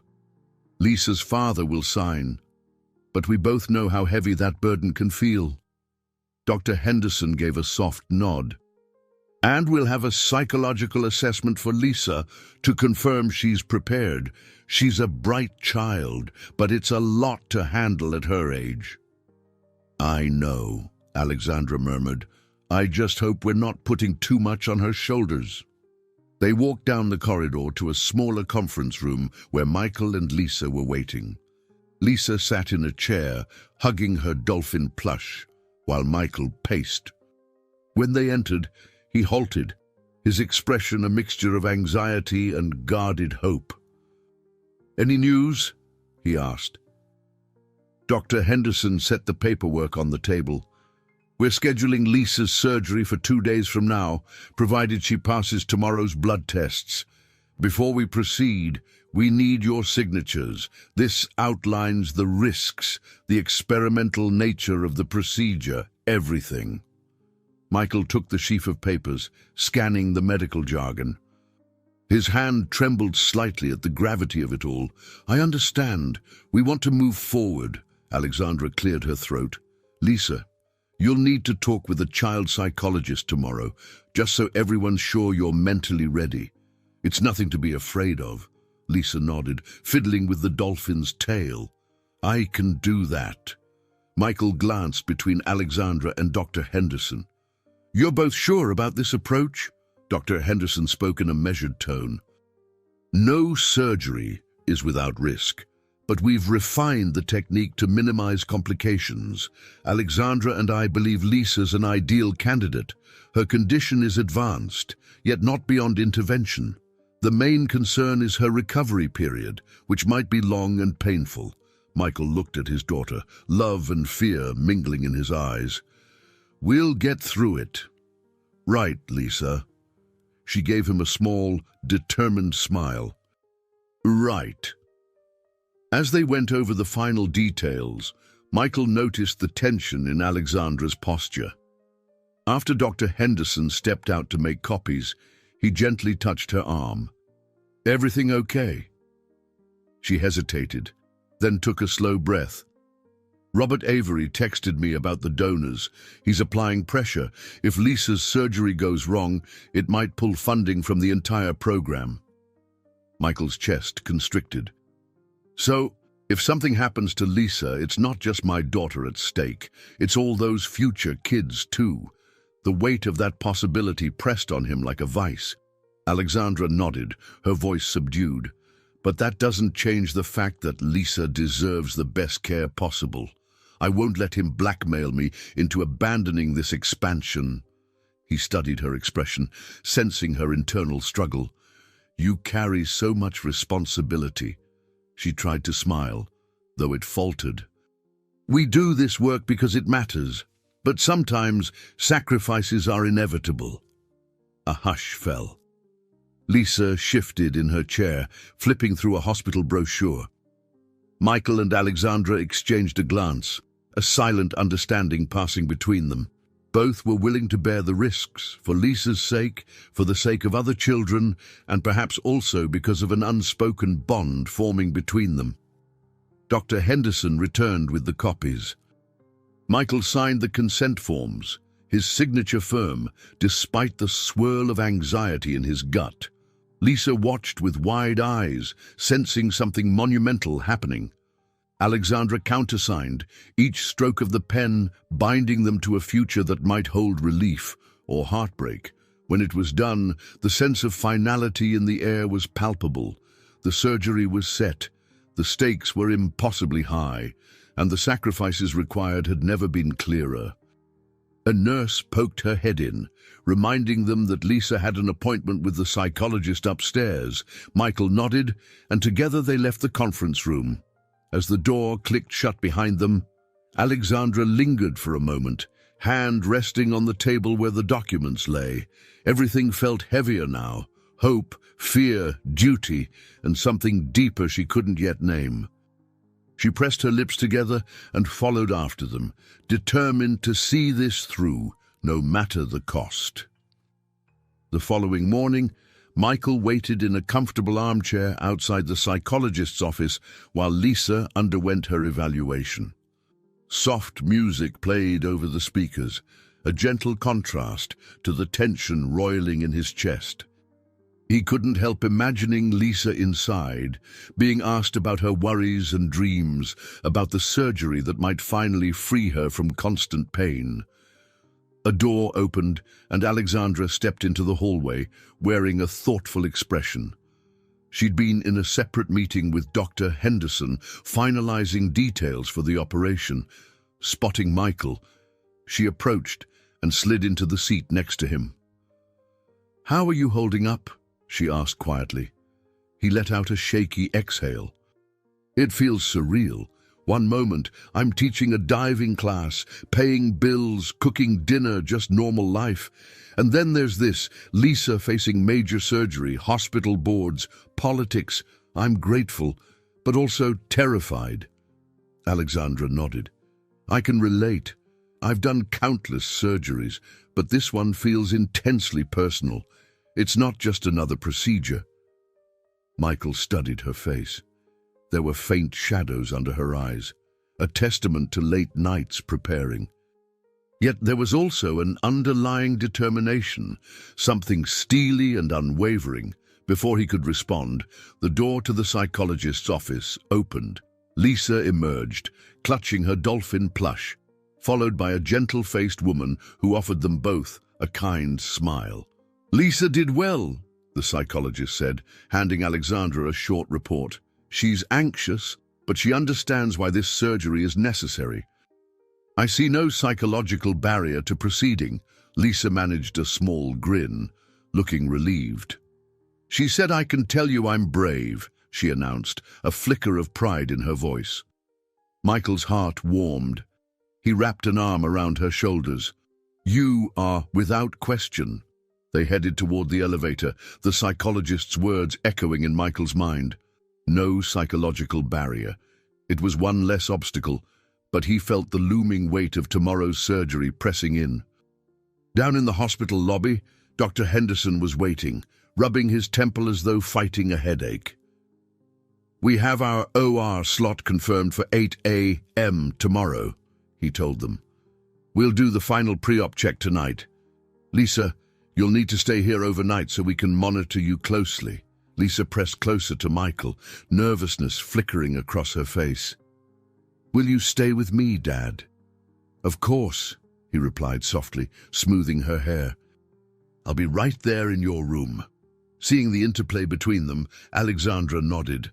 "I'll arrange a cot for you, Michael. We want you both as comfortable as possible." Dr. Henderson glanced at his watch. "I need to meet with the anesthesiology team. You'll find me in the surgical wing if you have any last-minute questions." With that, he hurried off, leaving them to sort out the details. While a nurse led Lisa to her temporary hospital room, Alexandra and Michael lingered in the corridor. Their eyes locked for a moment, a silent acknowledgement that everything they'd been fighting for was now on the line. "I should head home quickly to grab a change of clothes," Michael said, rubbing the back of his neck. "Then I'll come straight back." Alexandra took a step closer, hesitating before speaking. "I wish I could do more to ease your worry, but tomorrow is unpredictable. Even the best surgeries can have complications." His gaze flicked around, making sure no one else was in earshot. Then he placed a gentle hand on her shoulder. "I trust you, Alexandra, and Dr. Henderson. You wouldn't proceed if you thought it was hopeless." She felt an unexpected warmth at his touch. "It's not hopeless, not at all," she assured. "We're working to give Lisa the life she deserves." A quiver of emotion passed through him, and he swallowed hard. "Thank you for Lisa and, well, for everything." If they'd been anywhere else, Michael might have leaned closer, might have kissed her cheek in gratitude. But here, in the bustling hospital corridor, they simply shared a look, heavy with unspoken understanding, before breaking apart.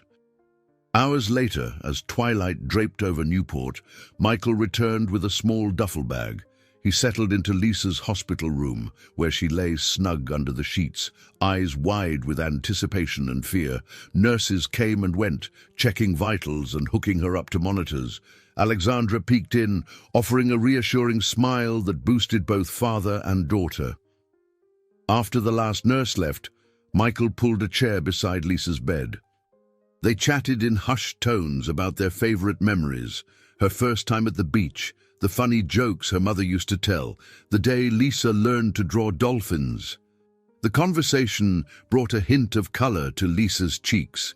She eventually drifted off, lulled by the steady beep of medical equipment. Michael remained awake, mind swirling with concerns. Tomorrow would test them all, physically and emotionally, but beneath the fear lay a resolve he hadn't felt in years. Maybe Lisa wasn't the only one who had grown stronger through this ordeal. As he watched his daughter sleep, he realized they'd both found a new kind of courage, one forged by hope, adversity, and the quiet promise of a future free from pain. Morning light filtered into the hospital room in soft, pale stripes.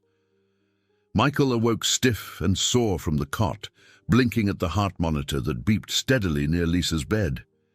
She was still asleep, her small face relaxed in a way that made her look much younger. For a fleeting moment, he allowed himself to hope she felt no pain at all. He stood up to stretch, the tension in his muscles reminding him of the difficult night. A faint knock at the door signaled Alexandra's arrival. She stepped in quietly, wearing surgical scrubs under a white coat. Her hair was tied back more tightly than usual, her posture exuding a calm seriousness. "How is she?" Alexandra asked, keeping her voice low. "She slept through the night. No fever," Michael replied. A wave of relief washed through him, though it did little to quell his larger fears about the surgery itself. "Good," Alexandra said, slipping into a professional tone that masked the emotional stakes of the day.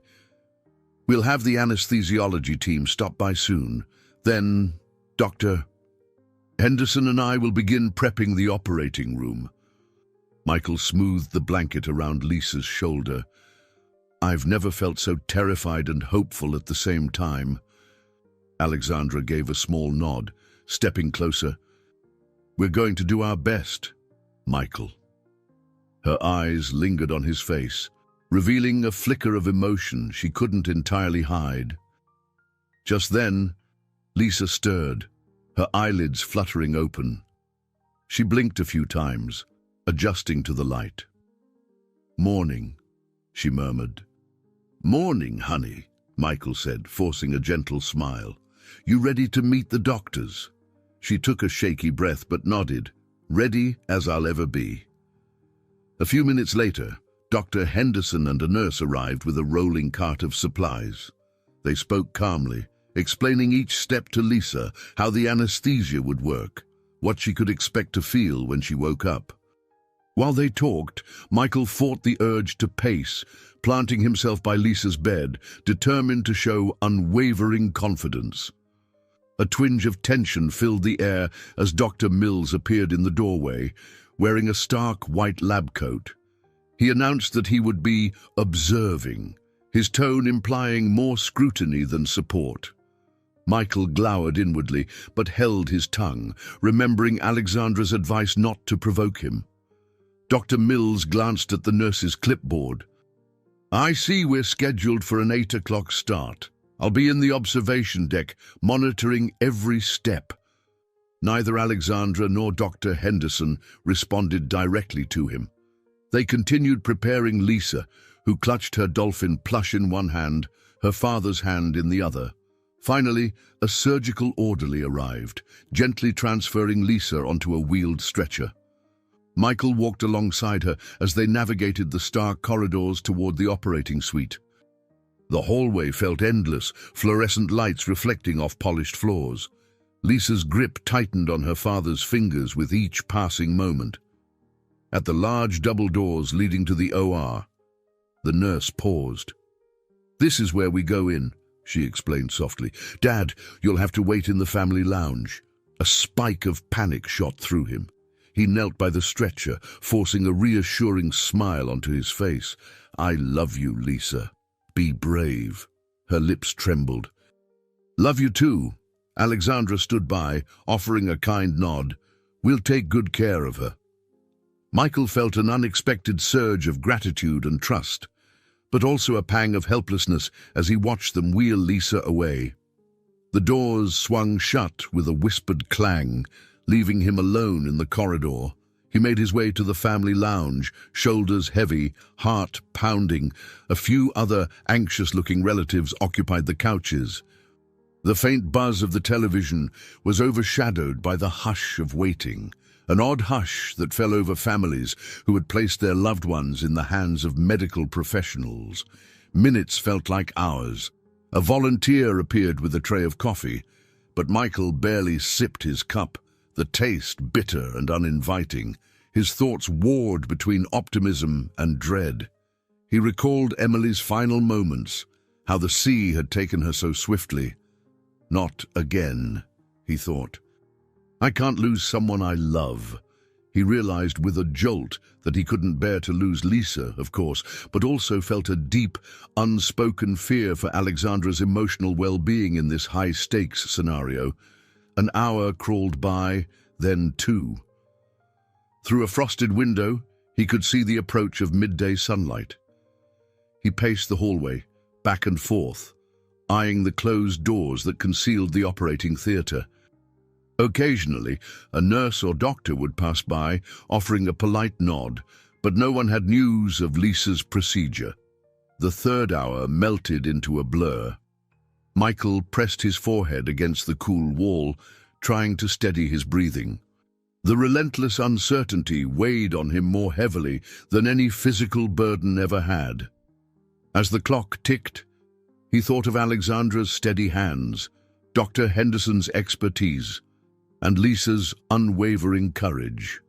No matter how tumultuous this waiting felt, he reminded himself they had come too far to be defeated now. He clung to that thought with all the strength he could muster, hoping it would carry him until someone finally emerged with news, good or bad. By the time Dr. Henderson stepped into the family lounge, Michael felt as though his nerves had been stretched to their breaking point. He shot up from his seat, heart thudding painfully in his chest. The doctor's scrubs bore streaks of perspiration, and exhaustion lined his features. "How is she?" Michael asked, his voice cracking. Dr. Henderson's grim expression softened into a small smile. "She's stable. The surgery was long. There were some tricky points, but Alexandra and I navigated them. We believe we've corrected a significant portion of the spinal curvature." Relief, disbelief, and gratitude slammed into Michael all at once. He ran a hand over his face, feeling tears threaten to rise. Thank you, was all he could manage. Dr. Henderson nodded. "She's in recovery now, still under sedation. You can see her once they move her to the post-op ward. We'll keep her monitored closely for the next 24 hours. Michael exhaled a long, shaky breath. "And Alexandra, is she all right?" A flicker of a grin touched Dr. Henderson's lips. "She was incredible in there, though I think she nearly collapsed from relief once we stabilized Lisa. She's taking a moment to compose herself." As if on cue, the hallway doors swung open and Alexandra emerged. She tugged off her surgical cap, releasing her dark hair in a slightly disheveled fall around her face. Spotting Michael, she offered an exhausted but radiant smile. It was all the reassurance he needed that she'd weathered the procedure without harm. He moved to her side, feeling an overwhelming urge to embrace her, though he hesitated in the public corridor.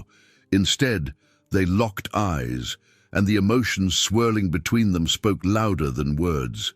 "She's stable," Alexandra echoed Dr. Henderson's news, her voice trembling with relief. "Her vitals are good, though she'll be in pain when she wakes. We inserted small support rods and used advanced techniques to minimize nerve impact." Michael swallowed the lump in his throat. I can't thank you enough." She shook her head softly. "Don't. This is what we fought for, what we both wanted, what Lisa deserved. A sudden movement near the operating room caught their attention. Dr. Mills stepped out, clipboard in hand, a tight frown pulling at his features. He approached, sparing only a cursory glance for Michael. "Congratulations on a successful outcome, Dr. Sterling," he said, voice devoid of warmth. "I'll file my observations with the board." Alexandra met his stare head-on. "Do that. I'm sure they'll be pleased to see a promising result." He gave a stiff nod. "Just remember, this was one surgery. We'll be expecting positive outcomes in the broader population if you wish to maintain funding." With that, Dr. Mills walked away, leaving a chill in his wake. Michael felt a surge of irritation at his tone, but Alexandra touched his arm gently, murmuring, "Ignore him. We've accomplished what we set out to do today." They took the elevator up to the recovery ward, where Lisa had been transferred to a private room. Machines beeped softly, monitoring her vitals. She lay motionless, pale against the crisp sheets, an oxygen mask over her nose. Michael's heart squeezed at the sight of IV lines snaking from her arm and the bulky bandaging around her torso. Alexandra and Dr. Henderson conferred quietly with a nurse, double-checking post-op medication orders and setting up a pain management schedule. Michael stood at Lisa's bedside, gently brushing a stray curl from her forehead. "She'll wake soon," the nurse reassured him. "We'll keep a close eye on her pain levels." Minutes slipped into an hour, and Lisa began to stir. Her eyelids fluttered, and her hand twitched. Michael leaned close, whispering her name. Slowly, she opened her eyes, blinking in confusion before recognition dawned. "Dad!" she croaked, her voice muffled by fatigue. "It hurts." Michael's throat tightened. "I know, honey, but you're okay. The doctors say the surgery went well." She managed a faint nod, tears gathering at the corners of her eyes. "Does that mean I'll get better?" Michael carefully cradled her hand in both of his. "That's the plan. You did so good, Lisa. So good." Alexandra moved to the other side of the bed, offering a reassuring presence. "We'll help you manage the pain while you heal," she promised, adjusting Lisa's IV drip. "The next few days are critical for your recovery, but we'll be right here with you." Lisa's gaze flicked between Michael and Alexandra, then to Dr. Henderson, who hovered nearby. She seemed to register that she was surrounded by people who cared deeply about her well-being. Her eyelids drooped, exhaustion pulling her back under, but not before she squeezed her father's hand. A hush fell over the room as the monitors continued their steady chorus. For Michael, it felt like emerging into sunlight after a long, terrifying night. Yes, there would be challenges ahead, painful rehabilitation, strict follow-ups, ongoing scrutiny from Dr. Mills and the board. But Lisa had made it through the surgery. The hope that had carried them this far remained as potent as ever. He glanced at Alexandra, whose eyes shone with her own relief. Gently, he reached for her hand.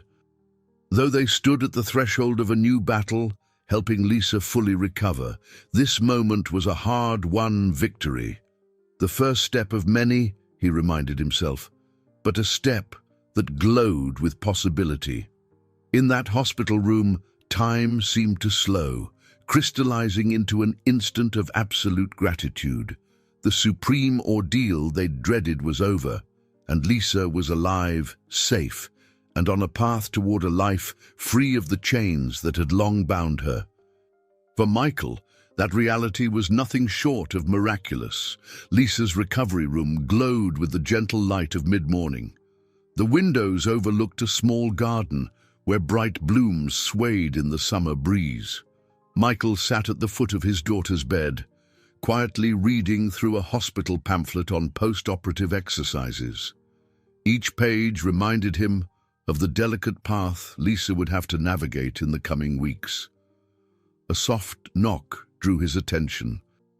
Alexandra stepped in, wearing a crisp white coat over casual attire. She held a small bouquet of daisies. "Good morning," she murmured, giving Michael a subdued smile. Her gaze shifted to Lisa, who was dozing under a light blanket. "How is she today?" "Better," Michael replied, his relief barely contained. "She's been in less pain. The nurses say that's a good sign."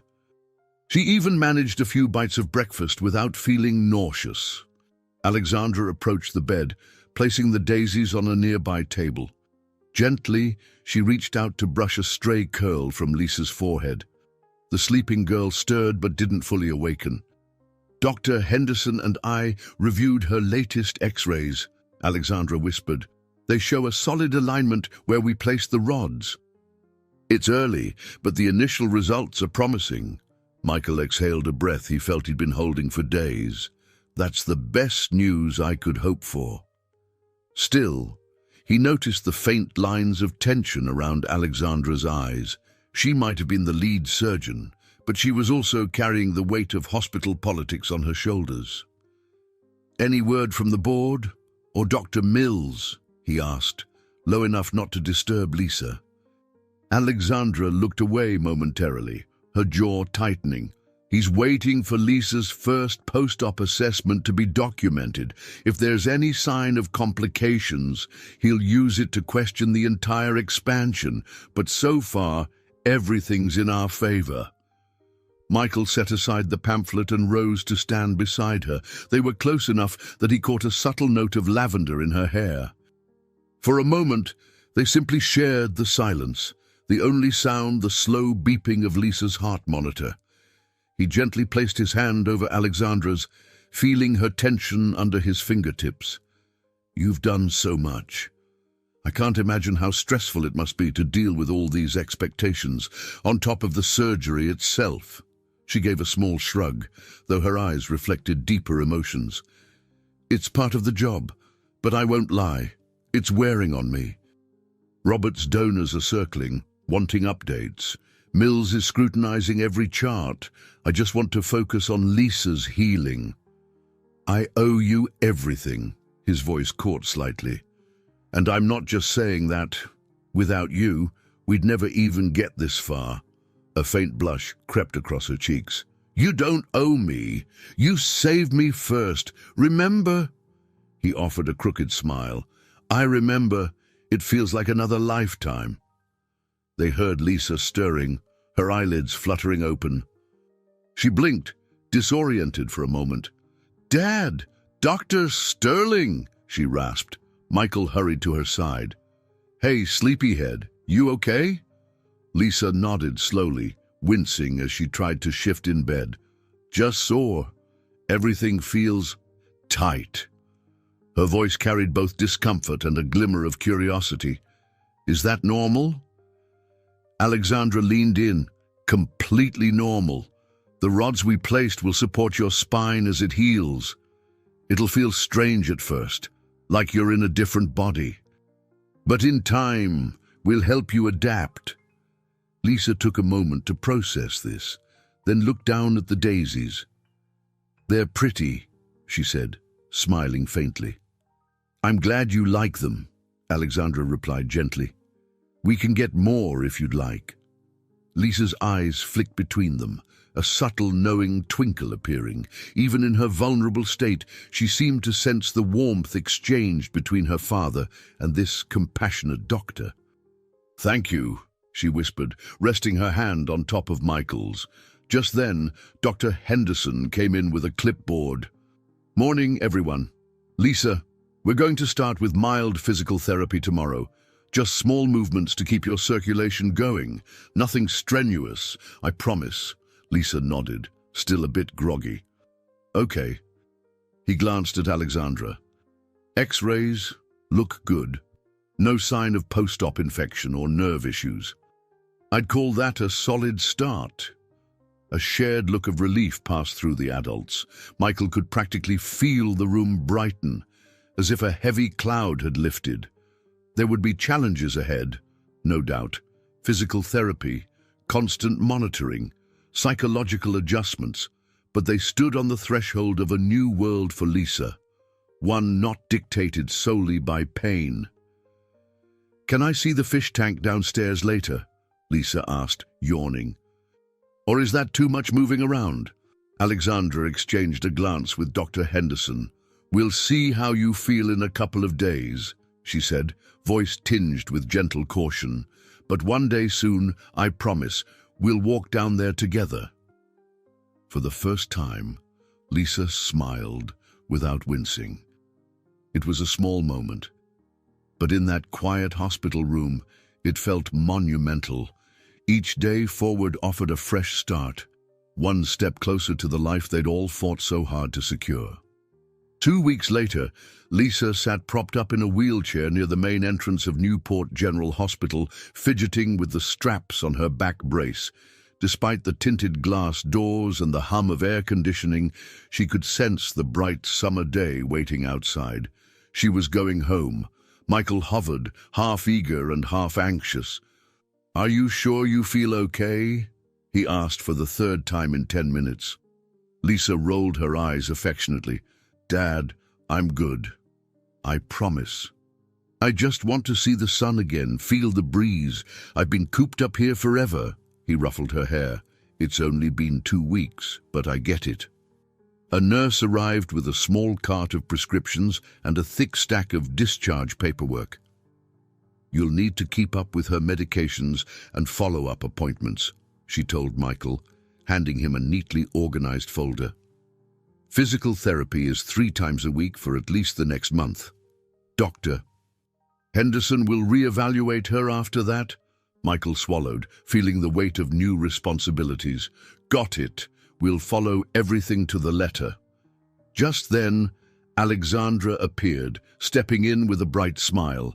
"Headed out, I see." She bent down to give Lisa a quick hug, mindful of her brace. "How does freedom feel?" Lisa grinned. "Amazing. Thank you, Dr. Sterling, for, well, everything."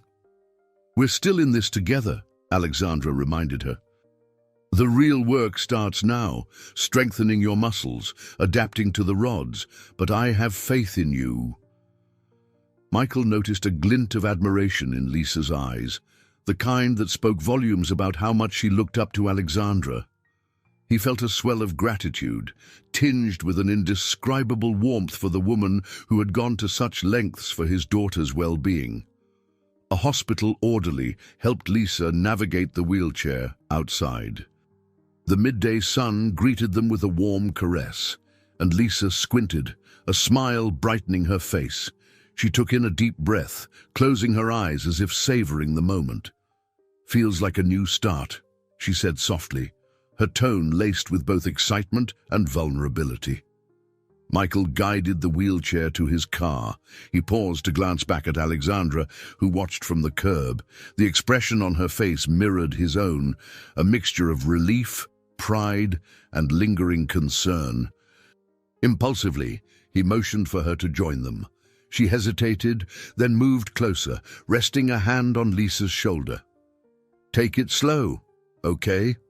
No running marathons or climbing mountains just yet." Lisa laughed. "I'll wait at least a week for that," she joked, her spirits noticeably lifted compared to her pre-surgery self. Alexandra's phone buzzed, and she glanced at the screen with a faint grimace. "Robert," she explained to Michael in a hushed tone. "Probably calling about some donor thing. I have to take it. I'll check on you both later, okay?" Michael nodded. He helped Lisa into the car, carefully adjusting the seatbelt around her brace. As he pulled away, he caught a glimpse of Alexandra on the sidewalk, phone pressed to her ear, her brow furrowing. Even as the distance between them grew, he felt a pull, a connection that had become undeniable in the weeks of surgeries, late-night consultations, and heartfelt conversations. Lisa dozed off during the short drive, lulled by the car's gentle motion. When they arrived at their modest trailer park, Michael carried her inside, mindful of each step. The space felt both familiar and strangely different. The old couch, the tiny kitchen, the stack of bills on the counter, it all remained the same, but Lisa's presence, no longer overshadowed by constant pain, lent a new lightness. He settled her onto the couch with pillows, noticing how she winced slightly as she adjusted. "Need anything, sweetheart?" he asked, pulling a fleece blanket over her. She shook her head, exhaustion evident, but overshadowed by a content smile. "Just happy to be home." Donna, the nurse who'd helped them so often, popped by with a casserole and a broad grin. "Welcome back," she exclaimed, giving Lisa a gentle fist bump. "Heard the good news. Keep proving those doctors right, okay?" Lisa nodded, laughing softly. Michael exchanged a grateful smile with Donna, remembering all the times she'd tended Lisa while he worked at the beach. "Thank you for everything," he whispered. Donna patted his shoulder. "I'm proud of both of you." After she left, father and daughter shared a quiet moment, the hum of the trailer's air conditioner in the background. This was a different kind of homecoming, a tentative step into a life that might finally align with the hopes they'd clung to for so long. "Dad," Lisa said suddenly, turning to him with earnest eyes, "when I'm better, can we go snorkeling again? Like we used to, just for a few minutes." He felt a sting of nostalgia. Before her condition worsened, they'd occasionally wade into shallow waters together. "We'll see one step at a time, right?" he replied gently. "But if the doctors clear you, I'd love nothing more." She squeezed his hand, then leaned back against the cushions, letting fatigue take over. Michael watched her drift off to sleep, a swirl of emotions crowding his mind. Relief, love, apprehension about the therapy ahead, and an undercurrent of longing to share this quiet victory with Alexandra. Still, for now, he simply savored the peace of having Lisa home, safe and on the mend. A victory in itself that felt almost too good to be real. Michael quickly discovered that Lisa's post-surgery life required nearly as much vigilance as before, but with a different kind of hope fueling them both. Each morning, he helped her don the back brace, guiding her through gentle stretches recommended by Dr. Henderson. The squeak of the exercise mat on the trailer floor became a familiar soundtrack. Physical therapy sessions occurred thrice weekly at the hospital's rehab wing. There, Lisa practiced slow, deliberate movements under the watchful eye of therapists who measured her progress step by step. She grimaced from the stiffness and occasional bursts of pain, but the improvement was undeniable. One session, she managed to walk 20 paces without needing to pause. Another day, she learned a new stretching technique that expanded her range of motion by a few critical inches. Throughout these milestones, Alexandra remained a steady presence. Sometimes she'd appear during therapy sessions, offering gentle encouragement. Other times, Michael caught glimpses of her hurrying between research meetings, her eyes reflecting the weight of her obligations. Whenever their paths crossed, they shared a momentary conversation, how Lisa was doing, any concerns, jokes about doctor's orders. Yet under their polite banter simmered a deeper bond, one neither dared fully name just yet. Dr. Mills, however, continued his scrutiny. He frequently requested updates, bombarding Alexandra and Dr. Henderson with pointed emails about quantifiable results and justifications for resource allocation. More than once, Michael overheard staff whispering that Mills intended to tighten the hospital's funding criteria, especially for ongoing expansions to the trial. One afternoon, as Lisa completed a particularly grueling set of arm exercises, she collapsed onto a chair, panting. "I feel like an old lady," she joked, though her face showed genuine strain. Michael crouched beside her. "You're doing great. Remember how you couldn't even bend that far 2 weeks ago?" She gave a determined nod. "Still, it's harder than I thought." Just then, Alexandra stepped into the rehab room, a file folder under one arm. "Hey, champ," she greeted Lisa. "Working hard." Lisa blew out an exaggerated breath. "Trying to, but I'm tired." Alexandra knelt, offering an empathetic smile. That's normal. Your body's adjusting to the rods and regaining strength that you haven't been able to use fully in years. Give yourself credit for how far you've come. Lisa managed a small grin. Thanks, Dr. Sterling. Their conversation was interrupted by a nurse who approached Alexandra with a note. Alexandra read it, her lips tightening. I have to handle something with the finance team, she explained, standing hastily. I'll be back to check on you later, okay? A wave of worry crossed Michael's face as he caught Alexandra's tense expression. She left before he could ask what was wrong. That evening, while Lisa napped at home, Michael's phone lit up with a text from Alexandra. Are you free to talk? Urgent.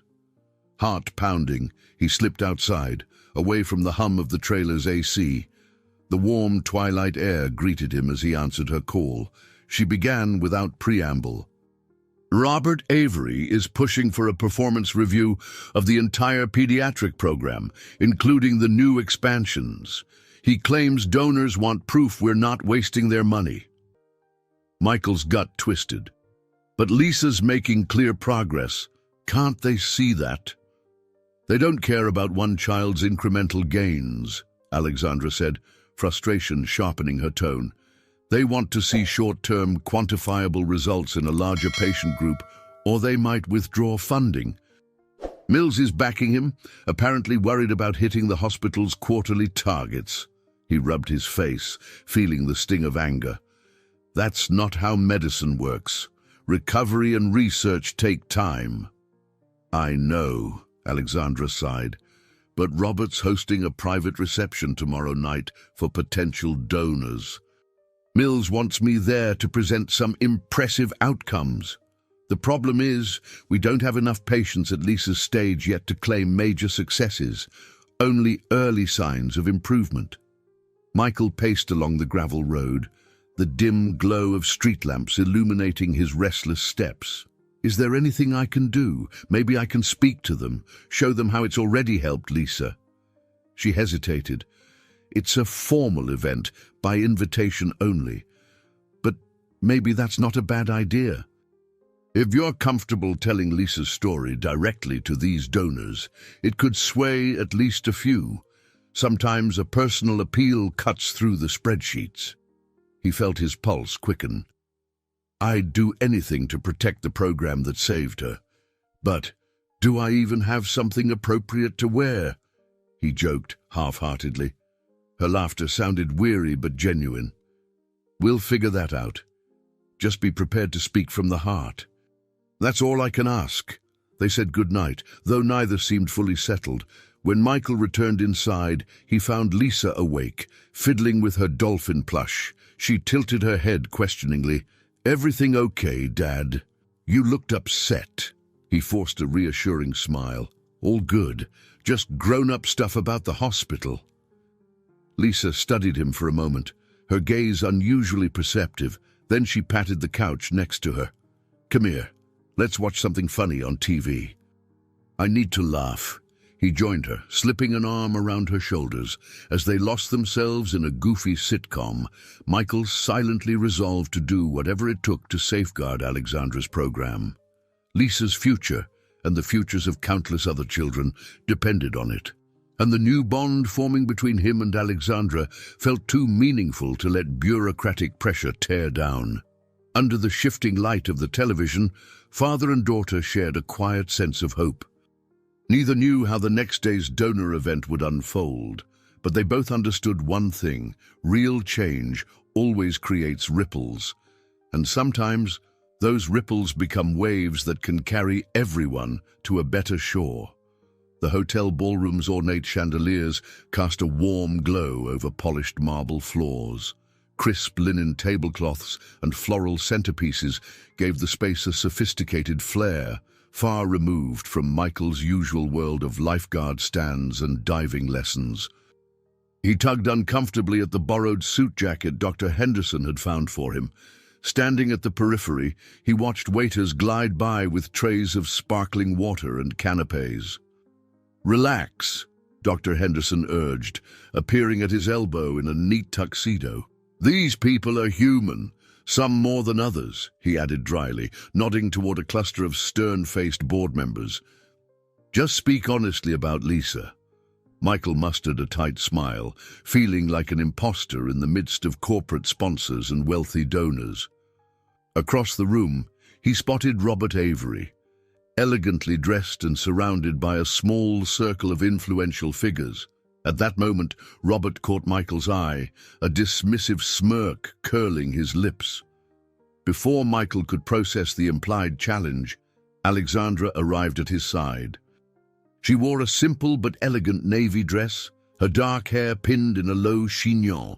Seeing her in this context, poised, confident, yet carrying an undercurrent of tension, made his breath catch. "You made it," she murmured, offering a brief, comforting smile. "Thank you for doing this." He swallowed, aware of the hum of conversation filling the room. Wouldn't miss it. Robert stepped forward, greeting Alexandra with an air of forced politeness. "Dr. Sterling, the donors have been asking about your new trial results. I trust you've prepared an impressive presentation." She inclined her head coolly. "Of course. I'll explain the data we've gathered so far, and I have a special guest who can speak firsthand about the impact." Robert's gaze flicked to Michael. "Ah, yes. The grateful father." Michael bristled at the condescending tone, but Alexandra lightly touched his arm, guiding him to the front of the room where a small stage had been set up. Dr. Henderson stood behind the podium, clearing his throat to gather attention. The crowd quieted as he introduced Alexandra, highlighting her accomplishments and the significance of the expanded pediatric program. Alexandra spoke next, displaying slides of X-rays and carefully detailing the progress made by the first group of patients, including Lisa. Some audience members listened intently, others peered over champagne glasses, curiosity tinged with skepticism. Then she signaled Michael with a nod. His heart hammered as he approached the mic. Public speaking had never been his forte, but the memory of Lisa's hopeful eyes fortified him. "I'm Michael Carrington," he began, voice tight. "My daughter, Lisa, was one of the borderline cases who wouldn't have qualified for Dr. Sterling's original trial criteria, but thanks to the expansion, she had surgery.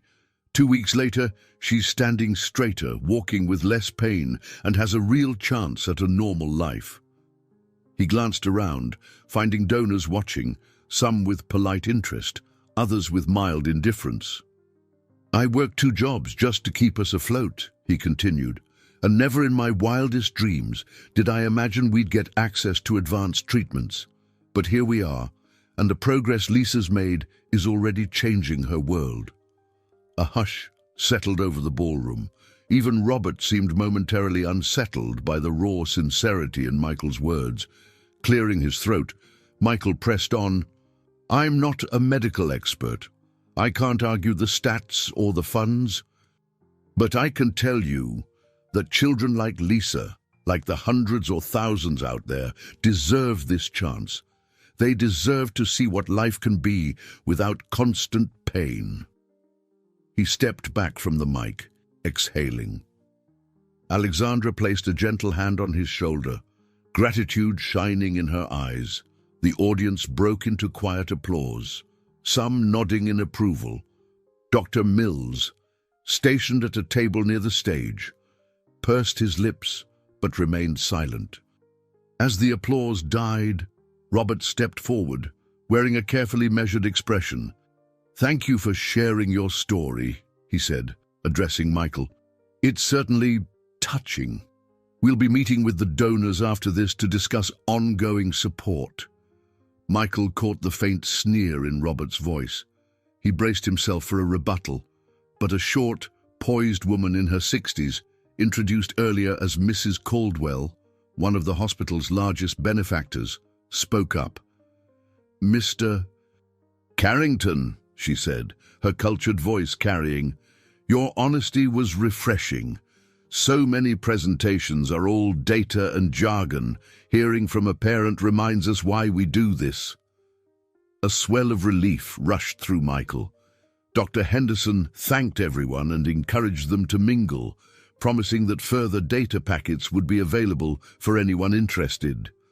The formal presentation ended, and people began circulating again.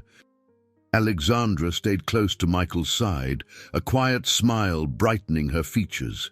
"You did it," she whispered. "You made them see." He let out a breath, shoulders finally relaxing. "I hope so. For Lisa's sake, and all those kids who could benefit." As the room dispersed into smaller conversations, Robert lingered near the donors, his expression unreadable. But for once, he seemed to have lost the upper hand. The emotional impact of Michael's testimony had clearly resonated. Time slipped by, and soon Dr. Henderson excused himself to finalize some handouts. Alexandra and Michael found themselves at a corner of the ballroom, near a sweeping window that overlooked Newport's shimmering coastline. The ocean's lights twinkled, reminding Michael of the day he'd pulled Alexandra from the water. So much had changed since then, and yet the sea remained a silent witness. "You were amazing up there," Alexandra said softly, stepping closer. "Thank you for speaking so candidly." Michael brushed a hand through his hair, warmth flooding his cheeks.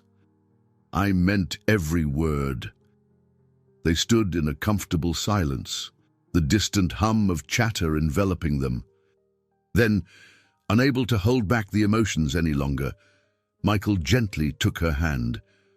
"I don't know what comes next," he admitted, voice trembling, "for Lisa's recovery, for your program, or for us. But I know I don't want to walk away from it." A light shone in Alexandra's eyes, as though a weight had been lifted from her shoulders. "Neither do I," she said, stepping even closer. In that moment, the crowd and their judgments melted away. Leaning in, they shared a gentle, tentative kiss, a promise of new beginnings rather than a culmination. The applause in the ballroom had long since subsided, but the quiet triumph in their hearts carried on. Across Newport's Bay, the moon cast a golden path on the water. Maybe life would always hold its trials, setbacks, tough decisions, battles against bureaucracy and time. But tonight, they found a tide that drew them together, carrying them beyond the storms of the past toward a horizon lit by hope. Back at home, Lisa awaited them, her future glimmering with possibilities once denied. And as father, daughter, and the dedicated doctor who had become so much more than a rescuer stood on the brink of tomorrow, they did so knowing that every struggle, every sacrifice had been worth it. I hope you enjoyed today's story. Subscribe to the channel so you don't miss more stories like this. Leave a like and comment below what you thought of the story. See you in the next video.